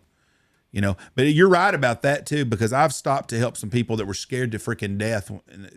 They're just scared to even roll down their window. Why is this guy pulling up? This guy's pulling up right now to steal us. What's this old fat guy going to do? I bet he wants to see if we got donuts. I think it was my mother-in-law. She had a flat tire, and somebody pulled up with her, and he said, listen, get in your car, roll up your windows, lock your doors. I'm going to fix this. And when I'm done, you can drive away. And he told her that. That's the best thing I ever heard. Yeah, that's the best advice ever. Like, hey, look, I'm not here to just being a nice. You'll get a kick out of this one because there's a judge in this conversation. But one time, I got a ticket for parking in a handicap spot. You'll never believe it. I can tell that story later. But when they put the dang handicap ticket, they put it underneath my windshield wiper. I'm 3'10". How am I supposed to get a ticket off my windshield wiper? Right? I got the windshield wiper rolling. Things waving up. I'm trying to catch it out the windshield. Like, you know, it was a mess, right? So I'm like, well, either I'm going to have a warrant out and be a real badass here because I got a warrant out for me because I got a handicap parking ticket, or I got to figure out how to get this dang ticket off. I just come in, it's midnight, parking ramp. I'm thinking, oh, man, how am I ever going to get this thing off here? So I'm sitting by the front door trying to, you know, like where everybody walk out of the terminal. There's nobody coming off any flights at this time. So I'm sitting here just hoping somebody comes out, still trying to get this thing off there. All of a sudden, this lady comes out the window, and I have to, like, stick my nub up in the window, like, look, ma'am, I'm in a wheelchair. I don't have any legs. Apparently, I got a ticket for something here. Can you grab that off of there? And she run over there quick, grabbed it off there, kind of handed it to me, like, nervously and took off. Like, don't blame her at all. Yeah. But, like, it's just like a society thing, like where it's like, why would this guy be trying to get me to grab something off of his windshield in the parking ramp at midnight? You know, I felt bad to put him in that situation, but I feel like that not having a leg really de-escalated things. But I'm like, just jump up on the curb if you're nervous. You know what I mean? Have you seen this? I don't know if it's an urban legend or not, or urban myth, whatever they call it, where you come out and there's $100 bill on your windshield, and they put it on there, and then when you get in your car, you look and you open your door to go get it, and then somebody comes and grabs you and take carjacks. Right, yeah, slides in carjacks. I've been parking in fucking parking lots all over trying to get $100 bill, and it ain't happened one fucking time for me. One time I've ever seen it. But I made an argument though. I was like, "Who's this cop that pulls up, sees a crane hanging off the side of this truck, not common whatsoever, has to walk around it to get to the front of the truck, literally put the ticket over my handicap parking thing, slapped it on there." So I always joke, I rolled into court. I was like, man, this would be bad I'm going to be off to a bad start when the judge is like, all rise. And there I am already at disadvantage. All Like, I'm not, this rise. guy ain't standing up. He's be pissed, like. This disrespectful asshole. What the judge tell you? Oh, he looked at the thing. It was over Zoom. It was during COVID. He looked down at the screen or whatever, and he looked up at me. He looks down at the screen because I'm playing the advantage here, right? So when I'm on Zoom for court, I'm making sure he can see a profile, the wheelchair, the whole 9 yards. He's got to see that I don't have legs. But I'm not going to be in there trying to convince him that I'm a 34-year-old guy here. That he's looking at me just waist up going, so why are you parked in a handicap spot, So I'm sitting there profile. He looks down at me. He looks up or looks down his paperwork, looks up at me. And he's like, is this serious? I'm like, I'm here in court because I got a ticket. I'm here to fight it. I'm pleading not guilty, And he goes, well, I guess for the record, can you tell me what's going on here and why? Explain the whole thing. And he's like, yeah. He's like, this probably he just won all day. He just kind of stamps it, And I was like, expecting to, plead my case a little bit. I was hoping for a little bit of fight here. Right. He didn't even just let me go too easy, But I was pretty proud. I represented myself, so I'm 1-for-1 in the court of law. So I'm feeling pretty good about my odds of getting in trouble and getting out of it nowadays, That's common sense is all it was. What what was wrong? Like, was your handicap sticker not visible somehow, or? No idea. I have no idea. No idea whatsoever. I mean, it's right there on my license plate. I mean, he had to walk around the crane. I don't know if it was. I have no idea. Really have no idea. So basically, I want to enact a law across the country. I feel like this is not a states' rights issue. I feel like this is a national issue. That if you're going to write a parking ticket in this country, it has to be mailed. If you're going to write a ticket for parking in a handicapped spot in this country, it has to be mailed to the address on the license plate. You can't put a dang ticket underneath the windshield wiper of a handicapped person's car. That makes sense. Makes a lot of sense. It's that's one thing that irks me. That's one of the few driving things that really bother me. Speeding doesn't bother me. All that other shit. Driving in the left lane, fucking not driving fast wears me out. That's probably my number one pet peeve in the world. If you drive in the fast fucking lane, drive fast or get your ass over.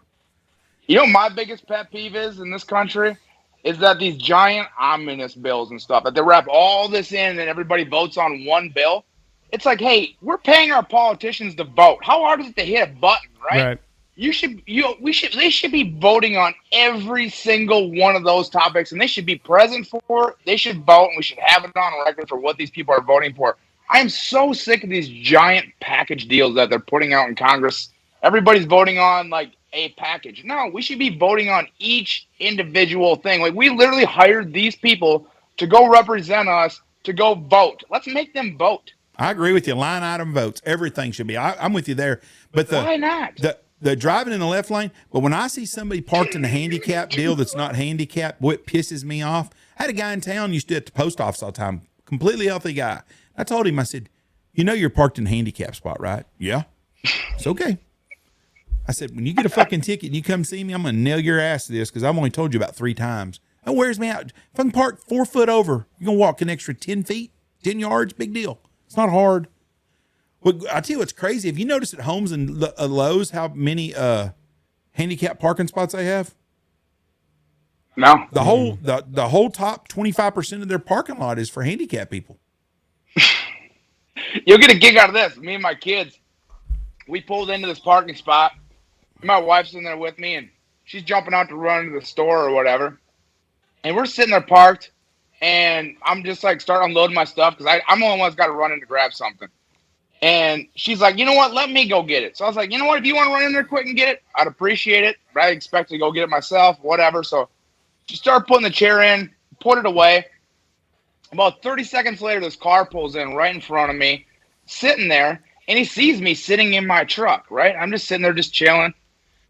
And I was expecting to get out. I would have never parked there unless I was the one expecting to go out and get my stuff, So I'm sitting in this handicapped spot still. And he looks at me, and he's staring at me, and he's like, where's your, placard thing? He's kind of doing this motion towards the mirror, He's like, where's your thing, And I'm like, no way. So I just ignore him, and he honks at me, and I was like, no way.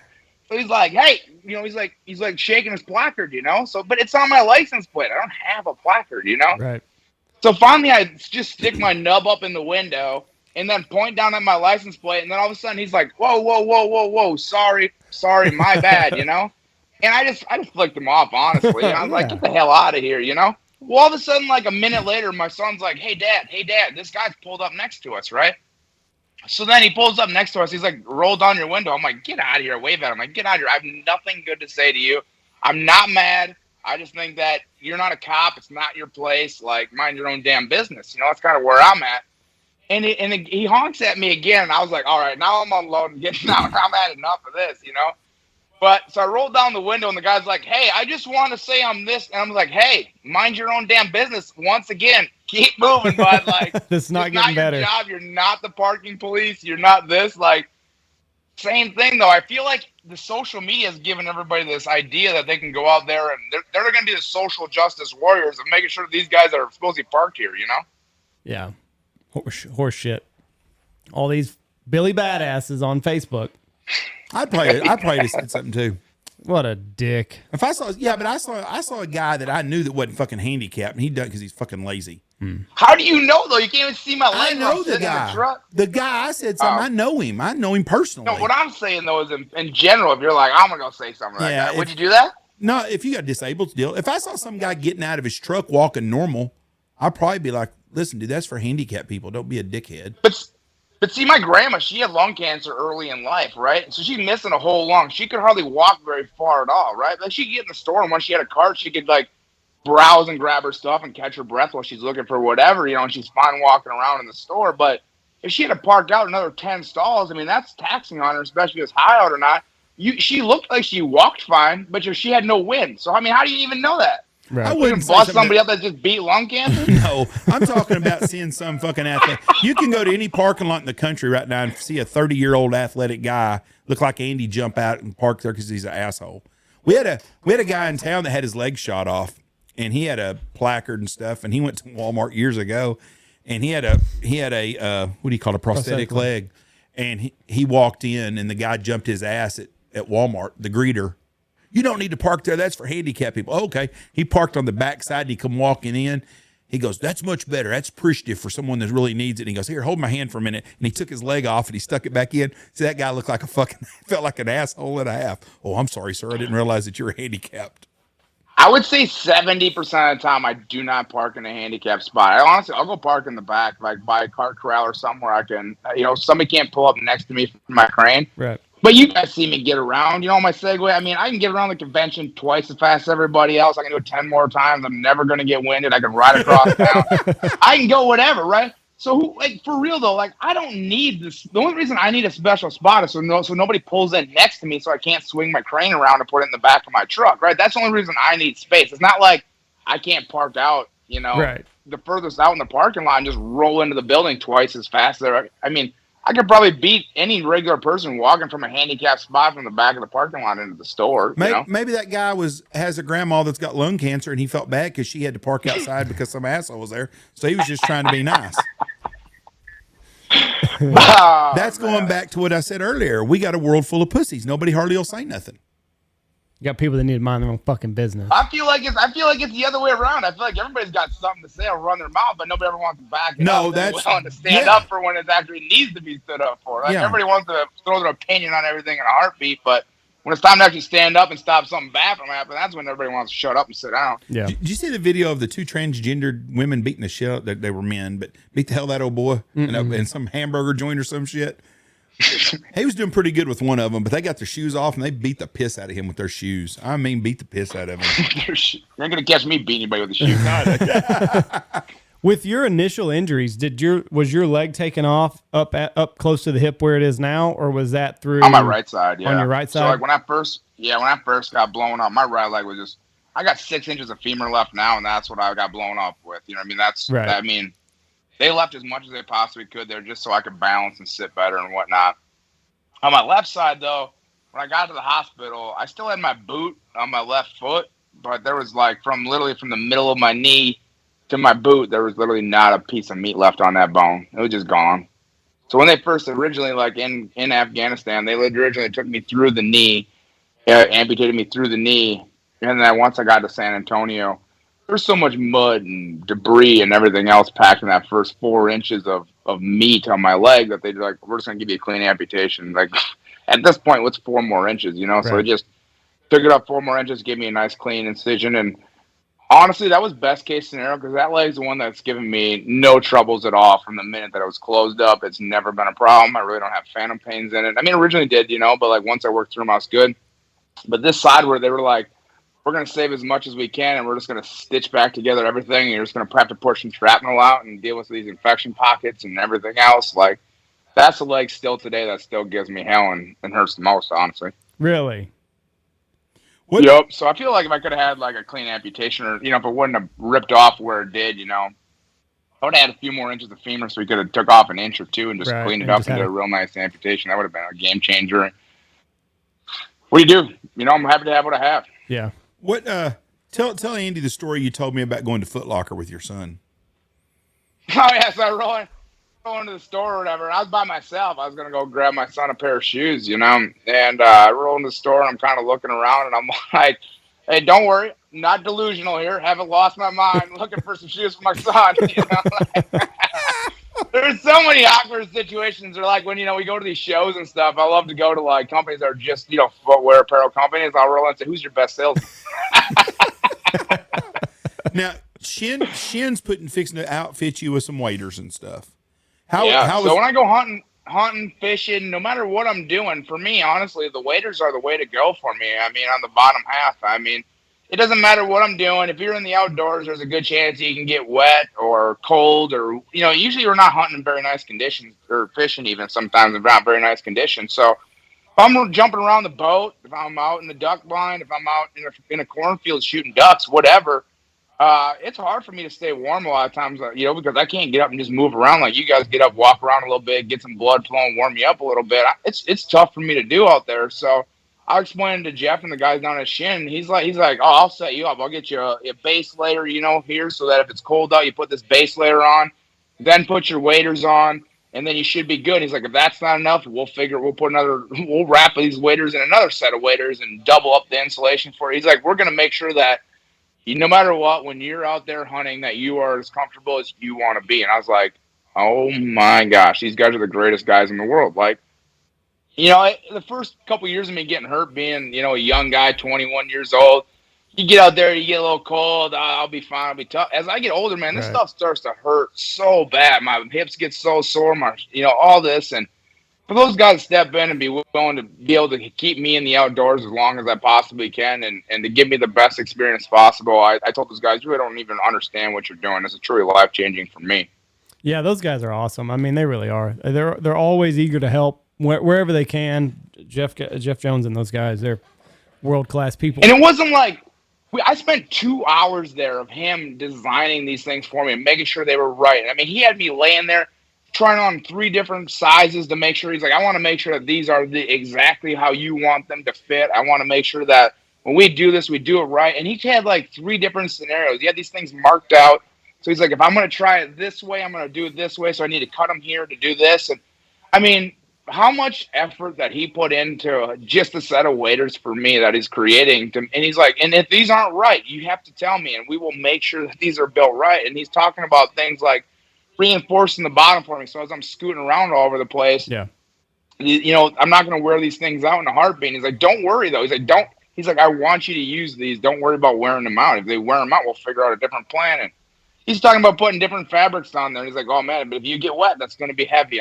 I'm not okay with that. Like not saying me, but him. He's like, "I'm not okay with them being like that for you." He's like, "I'm going to make you the best waiter possible, you know?" A super good dude. Well, and you also said they're going to put handles on them too. Are they still going to do that? That made a lot of sense. Yeah. Like if you ever need help. So like just trying to transfer and stuff. Not that I can't get around, but you know, if somebody wants to help me get in the boat or, you know, get in the blind or whatever, you know, where are you really supposed to grab me from? You know, it's tough, you know? So if I put some handles on this thing, you can just help me slide into the boat by grabbing onto those handles. Perfect. You know, it's really not very often am I in the outdoors alone.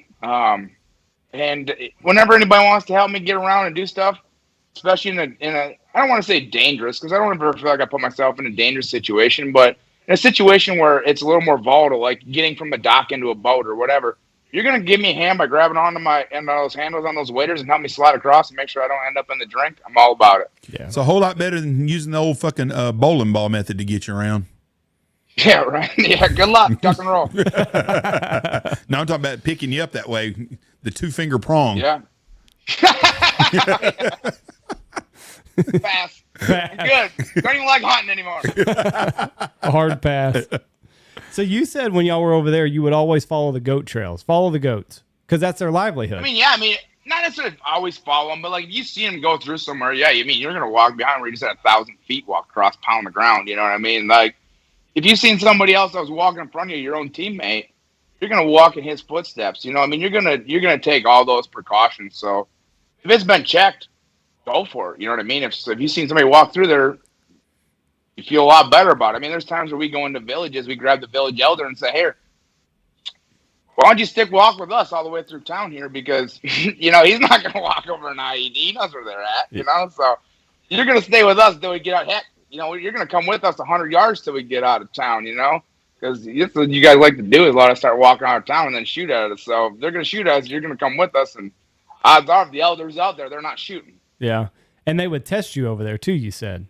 New groups. Always.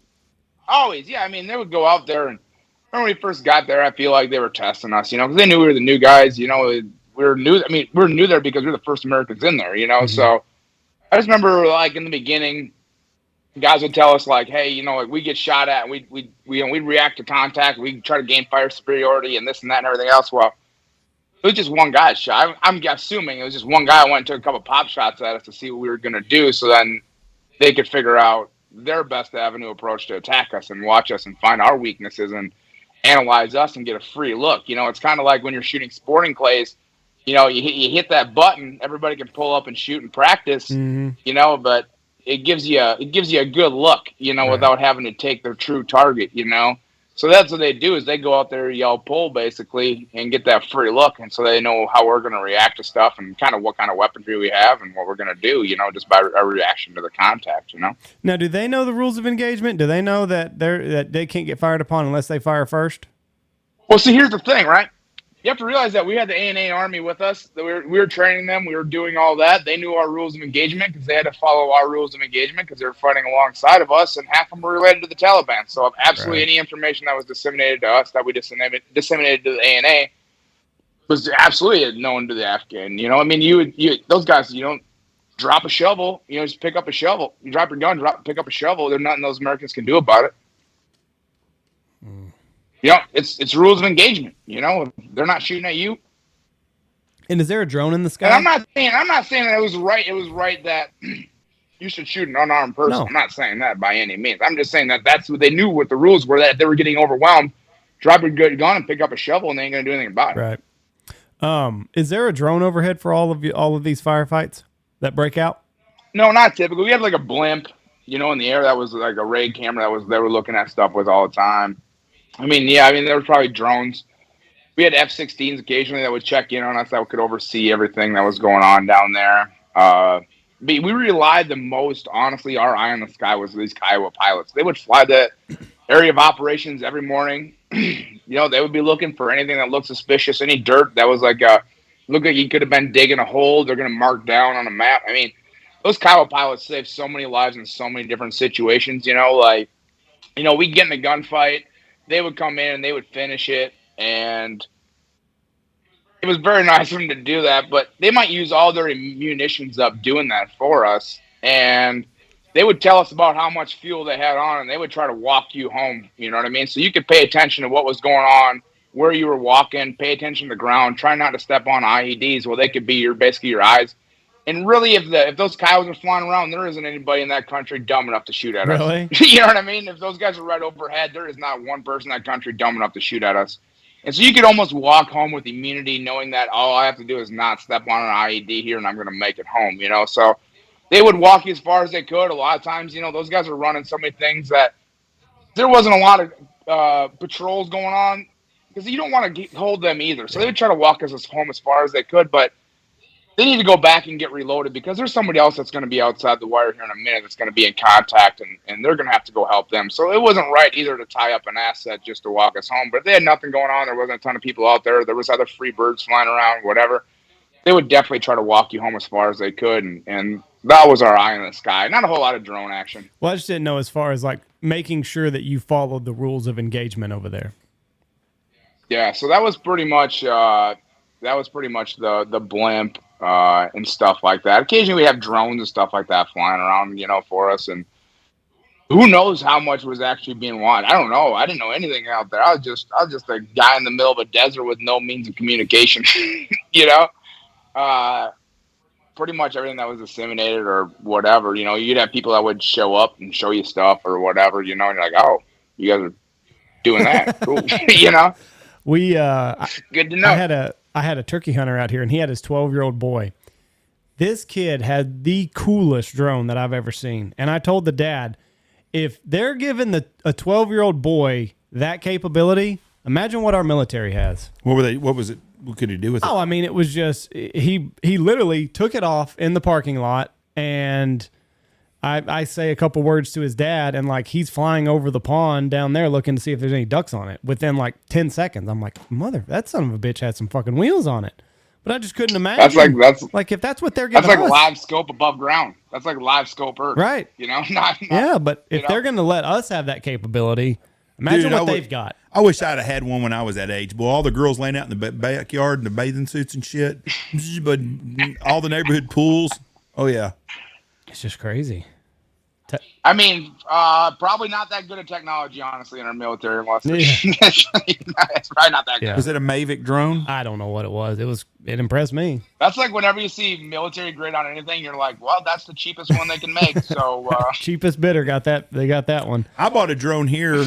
I paid almost $1,000 for it 3 years ago, and I don't know that anybody that works here knows how to use it other than the guides that come and go. Right. You know how to use it, Andy? No. See, me, you, and Tony, none of us even know how to work the damn thing. But I mean, like I bet you can figure it out pretty quick. The picture was clear. Like he had showed me some pictures of gators and stuff that he got like on his teal hunting pond, seeing if those little bastards are zipping around during teal season. It's all like 4K. But look how far technology's come, right? So if you go on your iPhone, you scroll back to your library, right? You go back to 2012 or whenever you got your first iPhone, right? You look at those pictures then, and you look at the picture quality now, it is not even close. You're like, was this picture taken in 1974? You know what I mean? Like, it was taken in 2012. Just how far the technology's come. But the further it gets, the quality is going to, for decent quality stuff, is just going to keep getting cheaper and cheaper. I saw where our governor, Abbott, said that they're having a lot of problems now with the cartels bringing drugs with drones. Yeah, why wouldn't they? Yeah, right. But they're having problem with scout ahead. No, they're bringing the drugs on drones. It to a drone and dropping it. Yeah, that makes sense. And if they can go. Did you guys see that TikTok of the guy that's got like the drone out west, and they're like picking up deer? I've seen that. So if you go out in the backcountry, you shoot a deer, and you knock it down, and you can't take a 4-wheeler or truck or whatever in there, and it's a couple miles out. Well, no, you can just carry your rifle and everything you carried in there out. Have a drone fly in. You just hook the rope up to your deer, and that drone pick it up and fly it out for you. They are Taiwan, Japan, somewhere over there. They've got Ubers now that are drones, and you sit in it and it flies you. Now I'm telling you right now, I'm not big on that.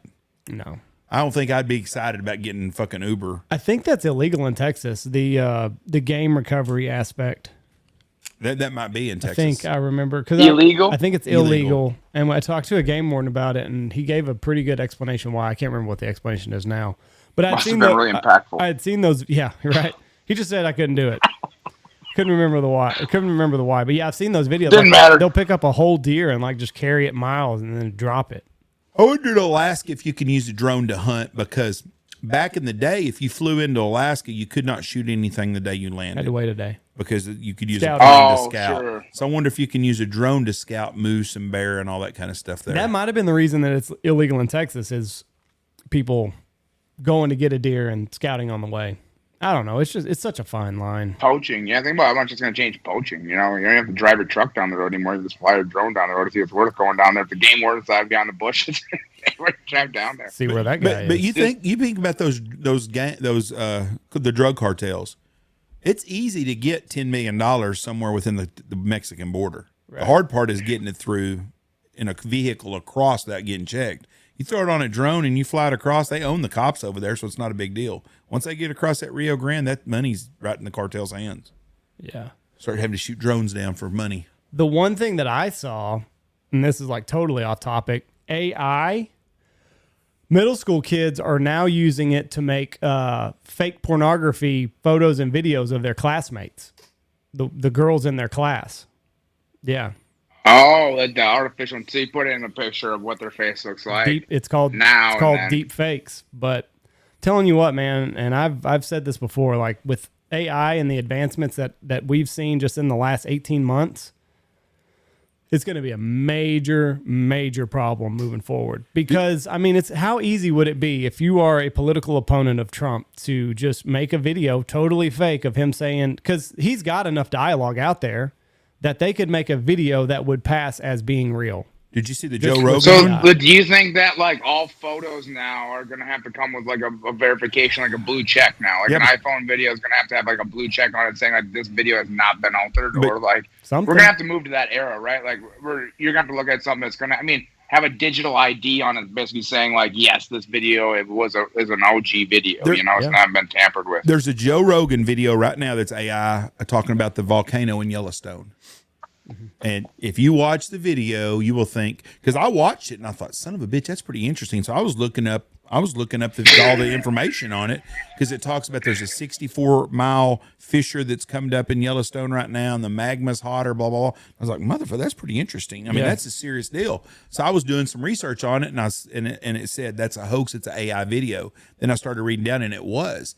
But if I would not have done that research, I'd have come to the table right now today and said, Jesus Christ, we're about to blow up. Joe Rogan? Fucking what's going on in Yellowstone? Yellowstone's fixing to blow up. They're going to melt us all. But it's that good, and it's an AI deal. But it looks like Joe Rogan having a conversation with someone. Yeah. And like you said, but yeah, you can't. This election, there's going to be a video of Biden doing something or Trump doing something that's totally false. That's going to be an AI video. An AI video. Yep.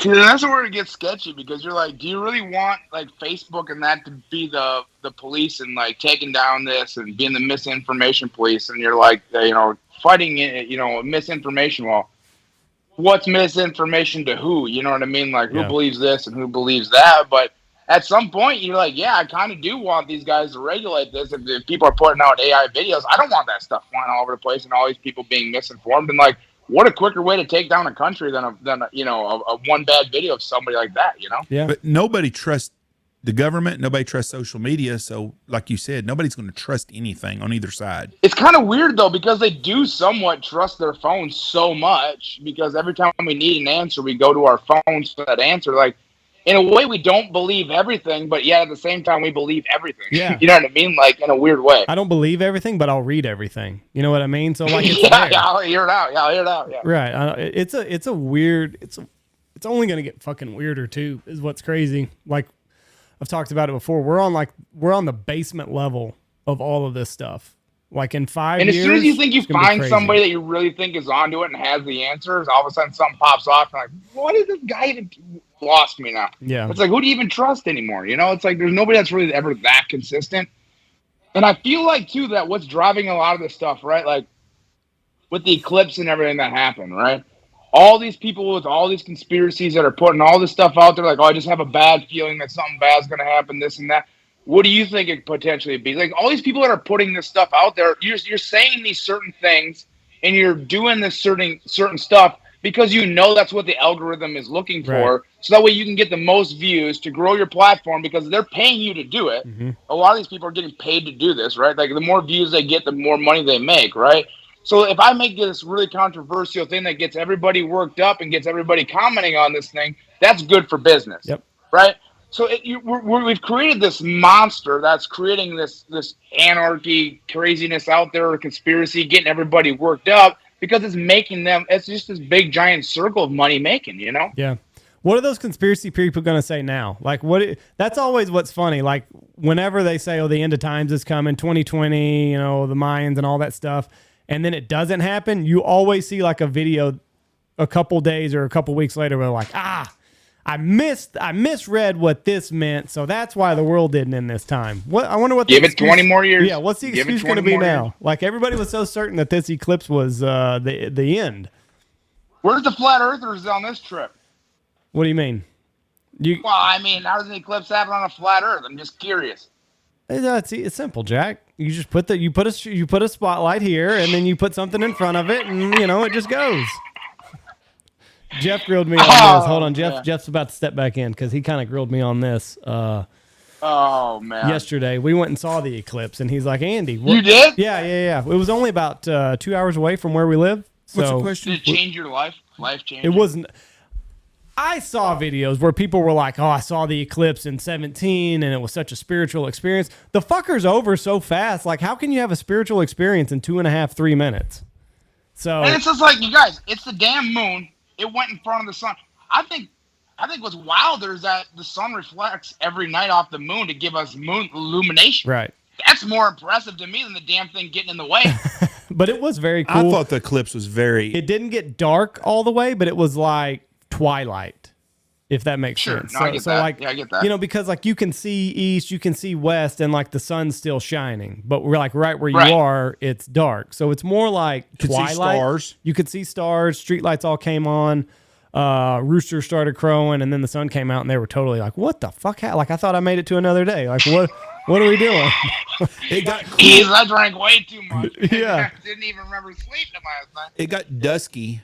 And then it got cool. Yeah. And it really, that's when you changed. notice, boy, it's really gotten a lot cooler all of a sudden.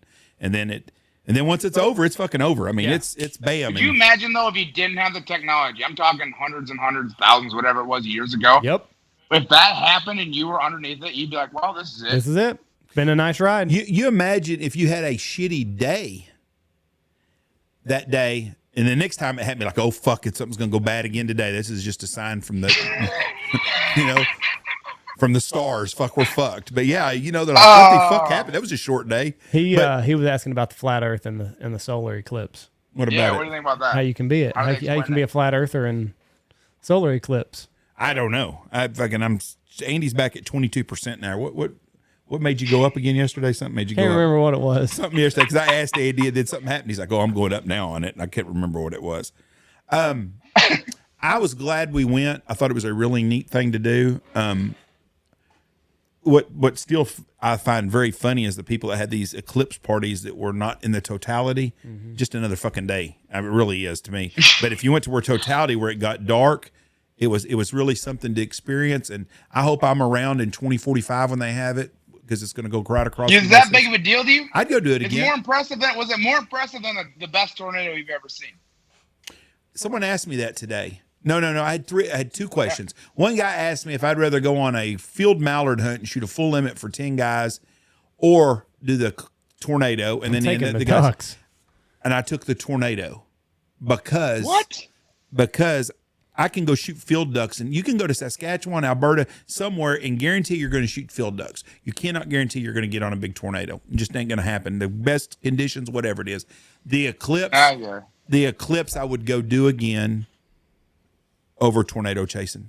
I almost did that last night because we had pretty bad storms here last night. But just because it doesn't happen very often, because I had people at my church go, I can't believe y'all are going to go do that. Take out the rarity, though, of it. Take out the rarity of it. What is the The rarity is what makes it what it is. Yeah, that's it. That's what it is. If it happened every other day, it wouldn't be the big fucking deal. But we're talking about. That's what I'm getting at. I'm 56 years old, and the chances of me seeing one close enough to go to, this is only the second time in my life in 56 years that I've had an opportunity to see an eclipse, and I fucked up the first one. So this was it.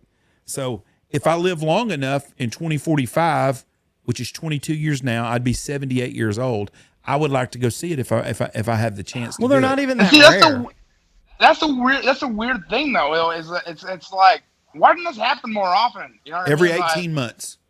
Yeah, it's not that rare. It happens in the world twice a year. No, every 18 months. Oh, every 18, year and a half. Every year and a half, there's a solar eclipse, a full one. Yeah. Yeah. So it's just being here. I mean, it's not like I can get in my private jet and go anywhere in the world. You think every 18 months, though, I mean, the most epic duck hunt ever? I've been on a lot of great duck hunts. Yeah, but wouldn't you still rather take that over any day, No. though, than something that you can go somewhere in the world every 18 months and see the damn moon get in front of the damn sun and you know, I can I just don't get the fascination about it. It's just like something got in the way of something else, and from it September got cold for a minute and dark, and it gets dark every damn night. from September to January, you can go somewhere in the United States or Canada and have an epic duck shoot every day. You can't do that with an eclipse. That's the rarity. That's what makes it interesting. It's rare. If it happened all the time, no, it would not be that big a deal. It's 4 minutes and it's over. I mean, it was really cool to experience. My grandkids loved it. I'm glad we did it as a family. I would do it again in 18 months if I had a chance to go do it somewhere. That's the difference. That's the difference right there. It's family. Yeah. It's doing it with the family. Seeing your grandkids do that. That's the difference. It had nothing to do with the moon getting in front of the sun. It was all about that your kids getting to experience, your grandkids getting to experience that. That's what made it special. That's the difference. Reese is 9. He'll remember this for the rest of his life probably because he may not ever see one again. You don't, who knows where you'll be at. But I would do it again in 20-something years when it comes around. That's the deal. But I would rather be on an F5 tornado chasing it than I would be shooting a bunch of ducks because you can't guarantee that F5 tornado. I know my fucking eyes hurt. Glasses we got were counterfeit. Spent all afternoon looking at the damn sun just from my fucking eyes. Hey, put those away. Put those away, and you're gonna need those in 25 years. Though I saw somebody somebody had a deal the other day. Fucking evidence that I was looking at them. People don't sell your glasses. Send them to somewhere in South America. They're gonna have one in 18 months, and those poor people down there are gonna have something to look at. Great, now they'll be blind. Yeah. That's just we'll send them our glasses. They can just on top of being poor, they'll be not able to see anything. Congratulations. Oh, I know what Andy brung up. We are the worst people in the world. Probably. Here it is where Andy went from 21 to 27%. 22%. Andy goes, well, how come the International Space Station don't have photos? That is true. I saw a video yesterday from NASA of the eclipse, so they did have one. That's altered, Jeff. We just got done talking about AI, Jeff. But it's all AI. Andy over his Blizzard yesterday come up with this. That was the reason why. I have answered. Wait, Andy, do you think that we landed on the moon? No, I don't. Jeff? Stanley Kubrick, they're starting to release more of the Kubrick films. How have we not been back though? We just haven't been like, hey, we did it. Somebody did it. Elon Musk can't get this rocket in the sky, but back when there was no iPhone, no internet, no dial-up internet, hardly everybody even had a phone. You're telling me then we could sit there and go, hey, how's it going up there? Is everything going all right? You landed clear. And I can't even talk in Texas on my cell phone without losing connection. Right. But you're telling me they had a clear shot to the space station, no broken communication. They were dialed in. They had a great conversation. You're telling me that happened in the 60s, but I can't make a phone call in 2024 on my cell phone in Texas. Right. So you're saying that it didn't happen? I'm not saying it didn't happen. Well, I don't know. I wasn't there. That's what you're saying, though. I'm saying here's what I'll say. It's hard to believe. Here's what I'll say. Did we land on the moon? Is the footage that we see from the moon? And I'm going to say that's no. The footage that we see that we take as being from the moon is not actual footage from the moon. It's from a Hollywood studio. The Red Hot Chili Peppers told us, and they're pretty much right about everything. So if it wasn't on there, it had to be The Simpsons. Right? Yeah. Well, there's another movie that predates both of those that really makes you wonder when you look back now. Is one of the James Bond movies, maybe Diamonds Are Forever, one of them. He goes to Las Vegas and he steals a lunar landing deal from a studio in the middle of Las Vegas. Why would they have a studio with this? Now, this is a movie from Hollywood in the 70s, but they were playing on that fact that it didn't happen, that it was a studio deal. I don't know. I want to think, since I grew up in that area. Here's another one.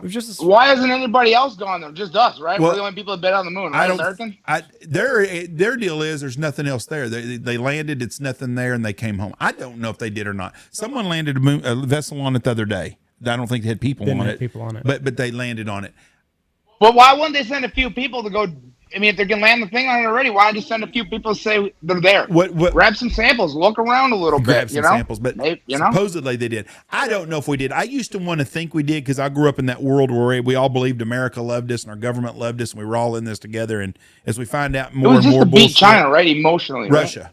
Morally? We were in a space race, and it was just a way of us to flex, show our superiority. I don't know that we went on there a lot. There's a lot of. I do believe we've gone to space. I believe there's satellites are floating on the deal. Andy's a flat earther, not me. Oh, you can see him. But So you're not a flat earther. There you go. Thank you. He's on our side now. I'm sorry. I'm sorry. I'm a 21% flat earther. But I believe that there's a reason we have not went back. I don't know if something bad happened up there that we don't know about. Buzz Aldrin said there were aliens up there watching them the whole time. I think we have the technology to be on the moon if we wanted to be. The space shuttle was real. This International Space Station's floating around. I don't know why we haven't. I mean, if we at went this to the point moon, in the game, we don't. At this point in the game, though, we don't ask if you believe in aliens anymore, because I mean they're real. I feel like there's some kind of. So, I mean, and how arrogant of us, and especially like you take it down to like where we're actually at in time and how self-centered we all are as human beings. I mean, that is very human being to think that we can't even see all the way out into space, but we're for sure the only ones in this galaxy. I mean, we're the only ones that could exist. Right. You know, like that's where that is so. So that's where I'm at with the flat Earth. I'm not so far into saying that I am a flat earther. Stamp it, approve it, whatever. But I'm also not delusional enough to think that everything that the government has told us, and just in general, education systems have told us about the Earth being round, is 100% true. Like, there's room for error. I don't know what there is to gain by saying that the Earth is round or flat. I don't fucking know. But like, I've never seen an alien, but I'm pretty sure they exist. Just like I'm pretty sure that the Earth is round. But there's always that room for me being wrong. You think about it. So you think you really think the Earth is flat? 21%.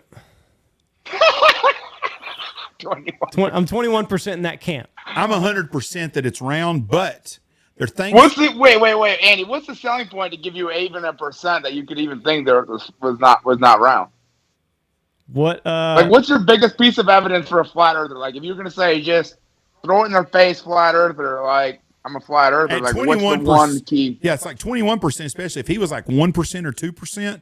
That would be just, well, you haven't seen it, so you're just at 1%. But 21% is a pretty solid number there. Is it? I feel like that's low. 1 in 4 chance. Yeah, basically. Yeah, 1 in 5 chance. So what is your 1 in 5 chance that the Earth is? What makes you think the Earth is flat? I mean, honestly. Here's the problem when things like this come up is I go into the weeds on this and then I forget the details of it. So like you can go on anything and they'll tell you why the Earth's flat, and like I remember that, and then we'll do a show on it and then I forget it. So I don't even know what the fucking evidence is. But you're like, hold on. I got some saved TikToks here. Yeah, really exactly. These will seal the deal. But I mean, I guess I don't really know what the evidence that the Earth is round either. Okay. I mean, we lose our sun, but could we not lose our sun if it just went far enough around? But like, here's the deal though. Have you ever been flying at night in a plane, like in the evening as the sun's going down? Have you been flying? You can see the curvature of the Earth. You can't convince him of shit. I've been on an airplane with him and said, look out the window. Didn't matter. It's all. He's like, oh, that's just this area. He's that's like it's that just, in that area. it's just Everybody flat. knows that. He's Michelle's son. Fucking rockhead, fucking hardhead. You can't tell him nothing. It just rained here. We got puddles everywhere. If the Earth was flat or if the Earth was round, they'd be going all over to the Mississippi by now. We wouldn't have any. That's a good point. We wouldn't have any standing that got water. me right there. Now I'm 21. Okay. Yeah, see, there you go. All right, hold on now, just a minute. Okay. What's your thoughts? This is one of the things I was talking about. There's things that goes on in the Earth, in our world, that doesn't make sense to me. Number one, and this ain't the number one. This is just one. This is an example. Bigfoot. Yeah. Okay. There are people You're out just saying there. that because I ain't got none. There are people out there that swear that they have had an encounter with the Bigfoot deal. There are game cameras everywhere. There are drones. Every video you see is a shrubby deal with a dark fucking spot behind it that could be a bear, but that's Bigfoot. But there's so many people believe this shit. It just blows my mind that that's an actual topic still. But what's your percentage on Bigfoot? Are you going to say certainly that there is no 2%. Bigfoot out here? Really? 2%. That low? I'm 98%. There's not one, but then 2% of me, there's videos out there I've seen that just makes you wonder, Well, we have a guy that hunts with us, and he had a Bigfoot experience. He was out hunting. Yeah. He was out hunting in the middle of the night. He had parked on this gravel road. It was a full moon night. He had got there a couple hours early. He was going to meet his party at 4 or 5 in the morning. This is like 2 or 3. And he said he's sitting there. It's a full moon night. And all of a sudden, he's trying to go to sleep for a couple hours. And his dog, sweetest dog in the world, never growled at anybody, never barked, never snarled, nothing. Sweet hunting dog. Been around people. 2 o'clock in the morning, this dog just starts raising all sorts of cane and just loses its fucking mind from a dead sleep. and it's barking at like the back windshield. So he's like, what the, starts getting up and looking around, and he says it's a gravel road, light gravel road, and it's got trees on either side of it. So you can see in the road pretty well. And he says a couple miles down, there is a figure in the center of the road, and it is running at a dead sprint at him. Dog continues to raise hell. He gets freaked out, so he gets back into his car, and this thing walks right past his windshield and keeps going on a dead sprint. Does not veer off its path ever, and he watches it run off into the distance. I'm a 2%er because of stuff like that. He has no reason to make anything like that up. I got 3 people. No, and here's the thing though too. Think about like these properties, right? These guys that run trail cameras. I mean, religiously. Yeah. They know exactly where the deer are moving, this and that, and they go, yeah, we shot this deer this year. We had no idea it was even on the property. Right. Yeah. I mean, there's definitely room for error, but I mean somebody somewhere would get one on a video camera. But I don't think they're hanging out in the places though. That's not their climate. They're not going to hang out in Texas. Right. I mean, the scrub brush, they can't hang out there. They're going to be up in those. They're going to be up in the farthest reaches of Texas. I mean, of Alaska, of like the Northwest, Canada, Saskatchewan. Yeah, where are those big trees? They're going to. I mean, and think about like swamp creatures. I mean, they can hang out in the swamp and come out, once a year or whatever to mate or this or that or whatever. That's the only time we catch them is when they're moving to another swamp for those kind of reasons. There's a police report in Wichita Falls, between Wichita Falls and Burke Burnett in 1987, 88. Some kids were having a party, and one of them got attacked by this Bigfoot beast. It's a police report. 10 kids saw it. I read it online. Clay Reed was telling me about it, and I actually looked it up and can read it. That's why I'm a 2%er. The problem with Bigfoot and aliens and flat Earth and any other wacky conspiracy is you hear somebody else talk. Like we had a Bigfoot guy on, and he told us, we said, question was, have you ever seen a Bigfoot? He says, no, but my best friend sees them every night. They come and eat his green apples. Well, if you're a fucking Bigfoot guy and you really want to see Bigfoot, why would you not go to your best friend's house at 6:30 when they come eat his green apples off of his tree? Like, that's what you're a self-proclaimed Bigfoot expert, but you've never made the fucking 30-minute trek to go to your best friend's house to watch them eat green apples. Quit sleeping with your cousin. How many apples that thing got on it? Exactly. Yeah. And he's got a whole family of Bigfoot eating off of an apple tree. Well, I'm like, you want to see a Bigfoot? But don't you think we would have found the remains for one at this point? Well, I mean, what if like at some point somebody would come across something and been like, what? That's why I'm 98%. This is a human skull, or this is a skull, like this skull's 10 times bigger than a human skull. Is this a gorilla skull? Like, what is this thing? That's why I'm a 98% that it's not real. So what that's if what they I'm have saying. what if they have a burial process? I don't know. I'm a 2%. What if they cannibalize each other or something like that? If someone gets a Bigfoot shot and they get that summit mounted and I see it, I'll be 100%er. Right. But until I but here's the other thing though. There's never been two seen at the same time. Nobody ever says, "Oh, I see two of them." Oh, that's not true. That's not true. You do not read. I never heard anybody saying they see more than one together. You need the Bigfoot connoisseur. You need to listen to Bigfoot Chronicles. There are people, all kinds of people, seen families of them and all kinds of shit. I actually listened to one of them shows that was really pretty enlightening. I don't say enlightening, but it was really interesting. It was about some guys cutting wood in Canada. And they were having so many problems with these Bigfoots that they would have to bring a helicopter in and pick the guys out and take them in and out.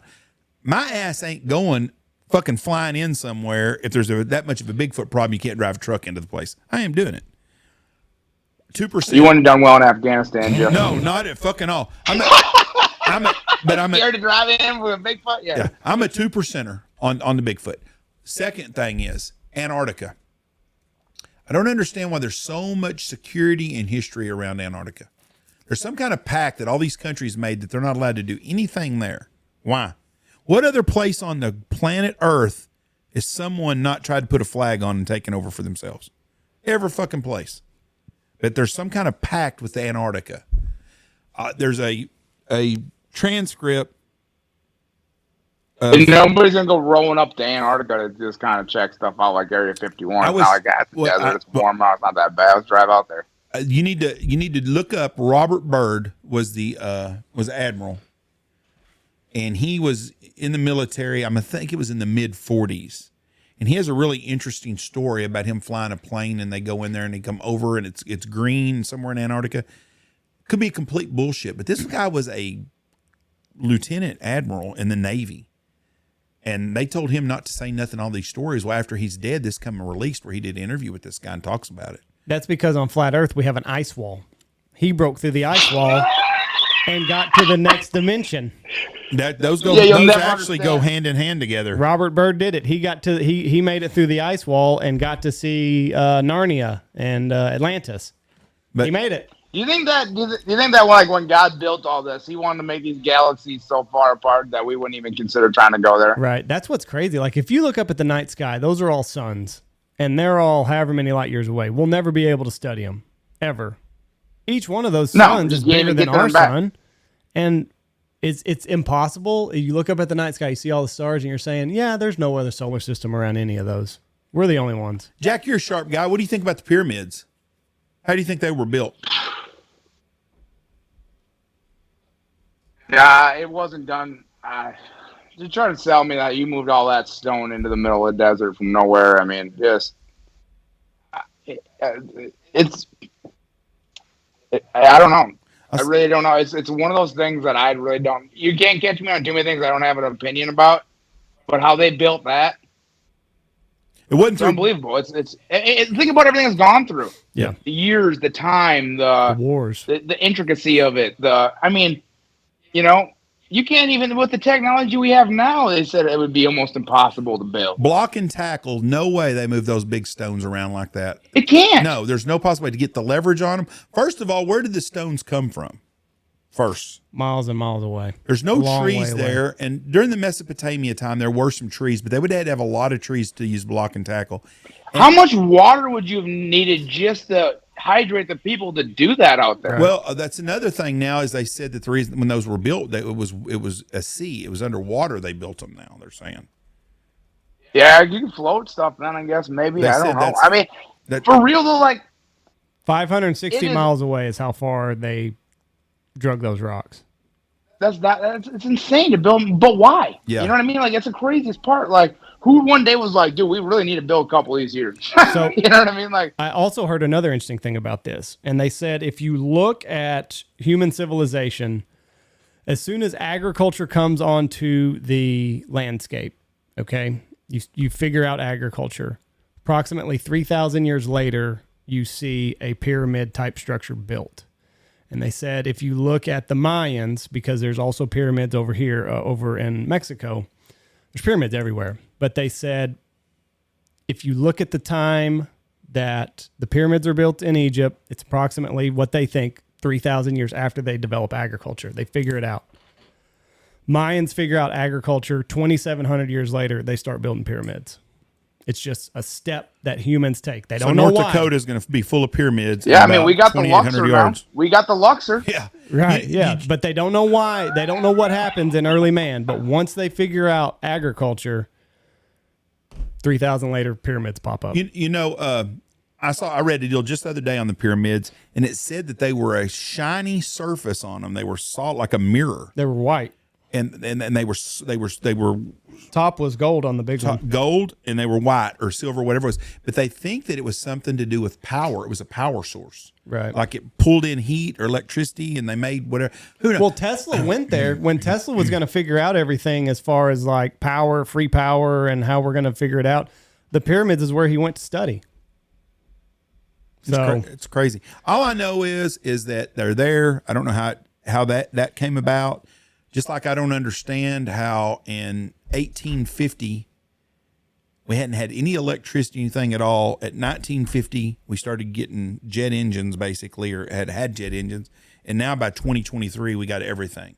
Something happened. We had a huge influx of technology, and I think it had to do with the Roswell accident. Reverse engineered it. Yep, I really believe, and I believe that the Egyptians had the same technology we have now or better.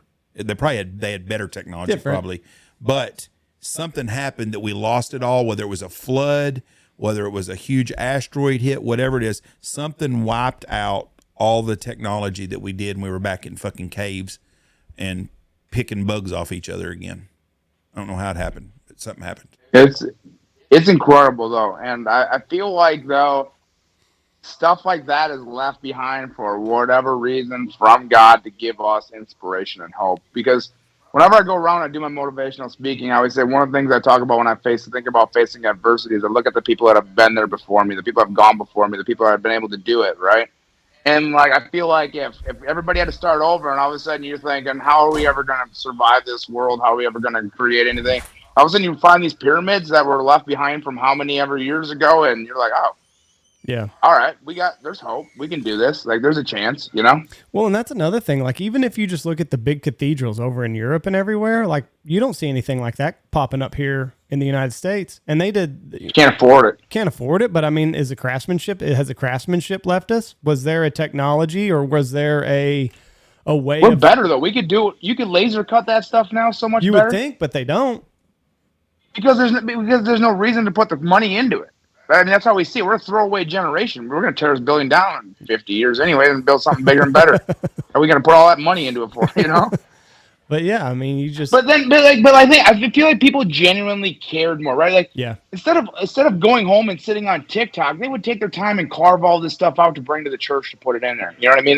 They would go lay up in the ceiling to paint the stuff. They would do these things because now we're like, man, I got to get home because I TikTok for an hour every day, and if I don't get that in before bed, I don't sleep well, and it would screw up my whole next day. And like people would dedicate, they didn't have the free time to do anything else. Like I get it because I would sit there and untangle rope for hours in Afghanistan because I had nothing else to do. Now, if I had a knot that big, I'd be like, throw a damn thing in the trash. Let's run to Home Depot and grab a new one. Get back before you can get that thing started, you know? Yeah. Yeah. I don't know. It's just weird. It's just weird. We got better things to do now. In a sense, I'm not saying like it's not truly better, but I'm saying in our minds, we got better stuff to do. We got more important stuff to do. I mean, think about how many leagues, you know, these people's kids were playing in baseball leagues then. Yeah. You know what I mean? They weren't even playing baseball. And now our kids are in 4 different basketball tournaments on the weekends. We got to get them all to it. We're just busier doing experience stuff because we don't have to farm. We don't have to do everything for ourselves. We don't have to milk cows for ourselves. We don't have to do any of this stuff for ourselves anymore. We'll grab a gallon on the way home from Quick Trip. Yeah. Yeah, we got other things to do rather than make that sculpture. Last question that doesn't have an answer. Oh, yeah, let's hear. How were they able to, when they're testing the nuclear bomb, and we've all seen the video where the house gets swept away. Yeah. How's the camera stay there? How's the camera footage any good that it stays there? Gimbal. What's that? Oh, it's that thing that you hold that keeps your camera flat, you know, when you're recording stuff, right, you know. They had a gimbal on it? Yeah. Great question. You know, maybe that was like the earliest version of AI.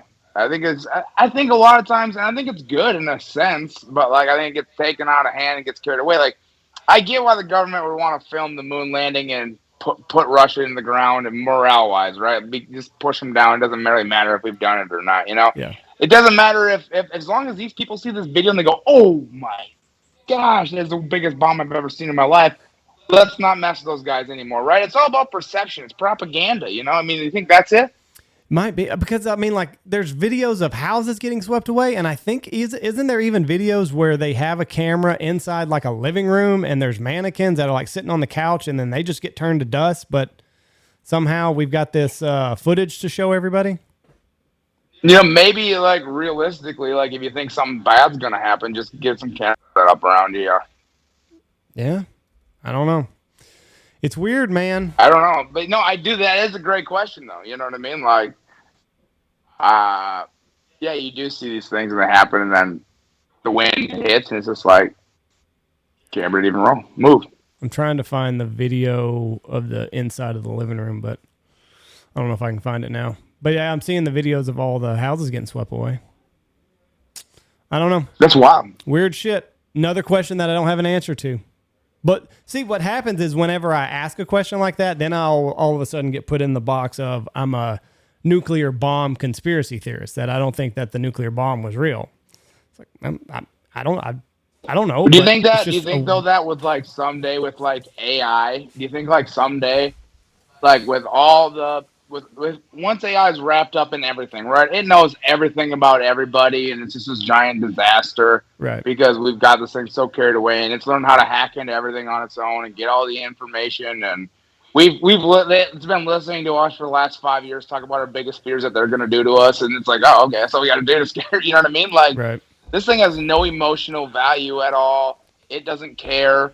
Just someday does AI get in and get all these true like secrets that people actually have answers to, stored somewhere, talked about, whatever, and start puking out this stuff, and then basically we all turn on ourselves. Like, you know what I mean? I don't know. Yeah. I don't know. I mean, maybe the camera was far enough away that it was able to do it. Like I said, I don't have an answer. It's just an interesting thing that you see, and it's gonna get your take on it. Just trying to get more people worked up. Trying to get more people worked up. That's all that I do. Get. All right, Jack, we're gonna let you go, buddy. What are you doing today? Just staying at Big Honker podcast. That's my big hit of the day.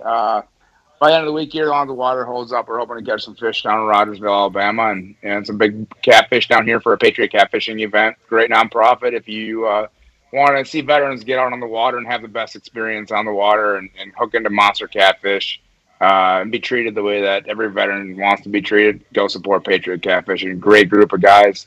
That's what we spent a weekend here with. And they're having their veteran catfishing tournament this weekend, so I have like 30 veterans there. They'll be put on with some of the best captains in the country to go out and try to catch these monster catfish on the Wilson Wheeler chain in northern Alabama. And it's every cat fisherman's dream to go fish there, and these guys get to go there for their first shot for most of them. So it's pretty cool. Yeah, perfect. When are we going to see you again, Delta? Yeah, for sure. Yeah, probably there or, probably there. Cool. Be here before you know it. Well, Speedy, it's good seeing you again, bud. I will see you down the road somewhere probably in the next month or two. Always appreciate you guys. Yes, Thank sir. you so much. Thanks. You bet. We look forward to having you come fun. see us this year. Take care. Peace out. Bye. Bye, bub. See you guys. The great Jack Zimmerman. Great dude. Great story. Great motivators. What do you think about The Rock wrestling in WrestleMania? Can they not find young wrestlers? That's what's crazy. I just feel like when you look at movies, when you look at anything, it's almost just like we've hit our peak. I agree with you. You know, I mean, it seems like most of the movies come out now are a remake of an old movie. What's a good movie that's come out recently that's a new movie of a new story? I mean, I don't know. I'm kind of in that maybe that's another thing. I'm kind of out of that now, having little kids, so I don't see I told my wife that the other day. Like, I used to know every movie that was coming out, when, who, how, what, but it felt like there were good movies that were coming out. And like now, like they bring The Rock back to do. And I've said it before, like I feel like when I was a kid, wrestling hit its peak in the late 90s with Stone Cold, Triple H, The Rock, The Undertaker. They even brought The Undertaker out. I mean, that guy can barely walk. Hulk Hogan was around when I was in freaking... Right. I mean, we had the Von Erichs. I did not watch that movie. I wanted to watch the Iron Claw. Did you watch it? I heard it wasn't very good. Really? But I watched Oppenheimer, and I've heard it wasn't very good either. So, I mean, I'd give it a shot. I haven't seen Oppenheimer yet because I ain't had 3.5 hours to not do nothing. Right. But I want to watch it. But there's just nothing coming out new that excites me. Like there used to always be a movie coming out. I want to see that. I want to see this. And I'm not that way no more. There's no comedies that I like anymore. As a matter of fact, I don't even know where I would see a movie advertised because I don't watch regular TV. Right. I mean, Steve Barber and me were talking about this. I was giving him shit about ESPN and called him a liberal just because he was flipping through ESPN. And I thought about it. And I thought, Jesus. And I started talking to him. I said, I don't ever watch regular TV unless there's a sporting event on. I don't watch TV.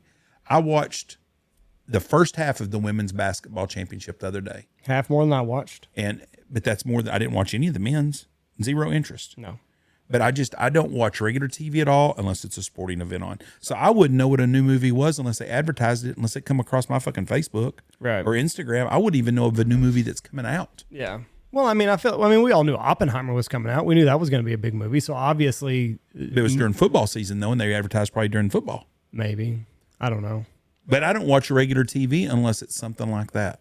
I don't ever watch it. I don't know. I've thought about that before. Like, have all the good movies already been made? Like, have we tapped out? Have we peaked as far as movies are concerned? And like, you know, now you got The Rock coming back to wrestle, and obviously he's good. They said the ratings were huge, but I mean, that's kind of an indication on the talent that you have now. Is wrestling bigger now than it was? No, it can't. I don't know. I'm not in that vein. I just remember being a young kid and The Rock came on every Monday night, and you know, it was a big deal. A lot of people. I feel like more people watched it in the late 90s than the early 2000s, but I could be wrong. Like, I remember as a young child when The Rock made his transition to movie, It devastated me. Wasn't going to be wrestling anymore. He's making movies now. So, I don't know. It's interesting. What do you think about him staying out of politics now? You think it's because he realized he screwed up before and he really wishes he didn't do it, or just trying to make himself relevant? I bet he realizes that he backed the wrong horse. I think he said that on the Joe Rogan podcast. Yeah, he says he's going to keep his politics to himself now. Yeah, but I mean that was the time. That was what you had to do 4 years ago. And if you were going to stay relevant, like you had to make a stand. Because everybody asked, well, "How do you vote?" The media is so out of touch with the regular person too, is what's crazy. I just wondered about that. I saw that he had wrestled, and I wondered about that. I thought, God Almighty, what are we getting? Hulk Hogan's still irrelevant, and now you got The Rock, right? And it's crazy that there's not these new young upcoming people to replace them. And it's the same with acting. I don't know any of the new young actors because I don't watch movies that much. But Iron Man's still a big hit, right? The Marvel movies, I don't know. But Robert Downey Jr. is 60 years old. Yeah. You know, and they just don't. It seems like when they make a movie, it's the same old people that are in all the old movies. Yeah. Trying to find an answer to your popularity question. Here's a graph, but I don't know if I can look at it. WrestleNomics. Let's take a look. You let your kids watch wrestling? We don't have that capability. Would you? I don't know. I mean, even when my boys are too young right now. You don't want to explain to Reese about what the hoe train is. It was pretty sexual whenever I was watching it, but I was also a teenager, so like it kind of catered to my attention span. Yeah. So here's this. It doesn't go back to the Raw as War days. It just goes back to 2019, but 2019 2.3, and then I'll just scroll down. It's in the ones. 1.7. So they haven't lost. They've lost 20% of their audience. But that was in 2 years. I don't know if you go back 3 decades if it's right more or less. I'm trying to find that answer. Speaking of the girls' game in Mingo, that was the highest watched basketball game in the last 2 or 3 years. Really? There was more women watched it than the NBA Finals. It was huge. I watched it just because I wanted to see it. Right. But I'm not going to watch the NBA Finals game either, and I'm not going to watch I didn't watch the men's game, but the women's, that was their peak ever, probably. Right. We'll go to 99.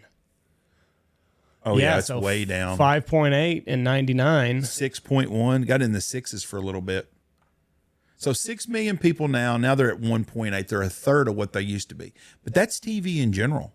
I think series on TV the same way too, because that's pre Netflix, pre-internet, really. Right. And I mean, like, you think about wrestling, like if football's not on, like you're watching wrestling on Monday night. Yeah. During the off season. In 1999, you were what, 11 years old? Yeah. Okay, 11 years old. We watched TV as a family, and we watched wrestling, I'm sure, on Monday nights or whatever we had, but we had our stuff we watched. You had a TV in your room and stuff. You had video games, but they weren't nothing like they were now. Right. You weren't streaming video games with your buddies and stuff. No. That people didn't have that. They didn't have Netflix. You watched what was on TV. And that was the deal. If you look at the TV series, like whatever the top TV show that's on TV right now, if you look at their show compared to 1985, it's not even close. Yeah. And I don't even know what the number one show on TV is right now. Look how it spikes. That's 96. 2.8 million in 96. So, I mean, it hits its stride right there around 2000. Yep. The good old days. The number one show on TV right now is Sunday Night Football. Yeah. I think it kicks in at around 12 million people. And it's the number one show. And I don't even know what else is close. Back in the day, it would have been that. Didn't that say 8 million? Yeah, but back then there might have been something with 20 million. I don't know. Right. Because if you look at old shows like Seinfeld when it was in its heyday, yeah, there's no telling what its target share was. Or MASH. But it's definitely has changed. People just do not watch TV like they used to. There's too many options. Yeah. I mean, I stream watching sprint car racing because I enjoy doing that. Well, that don't even come up on any demographics. But I stream it because I like. How many other people are streaming stuff they like? This says right here, Raw saw, this is an article 10 days old. Raw saw a strong quarter averaging 750,000 viewers. That's crazy. Below 1 million. Saw a 6% increase from 2023. The Rock, baby. That Rock bump. 700,000 people were watching Monday Night Raw, and it's 10% of what it was in 2000. Yeah. What is the future for TV? I don't know. Everything's on a screen. Everything's in your pocket. That is absolutely nuts. So where are we going? That's where it's going, though. All right, we'll get out of here. It's 2.5 hours. Thank y'all for listening to us. God bless y'all. Reach out to Shin Gear, man. What a great deal with Jack. Building wheelchair accessible, basically. I don't even know what you'd call them. Well, wheelchair friendly waiters. Yep. Thank you, Shin Gear. We appreciate that very much. Good guys. Gold Star Hunt, first weekend in October. Cannot wait. I think we're going to have about 10 kids this year. Cannot wait for that. That's going to be a really good time. It's a great. I don't even know what the word I'd be using for it. It's a great weekend for those kids. Thank y'all for listening to us. God bless y'all. Have a great day. Be safe. Love you. Bye. Watch for deer. Check out all of our sponsors. Go check out the Looking Glass podcast. Ducks Unlimited, Double T British Kennels, Mallard Bay, Mossberg, Lucky Duck, Stanfield Outfitters, Alpha Outdoor Specialties, Hemp Hill Farm. Use our promo code BHP. Shin Gear, Dirty Duck Coffee, Dive Bomb Industries, Pacific Calls, BHP 25, Boss Shot Shells, and MLR Graphics.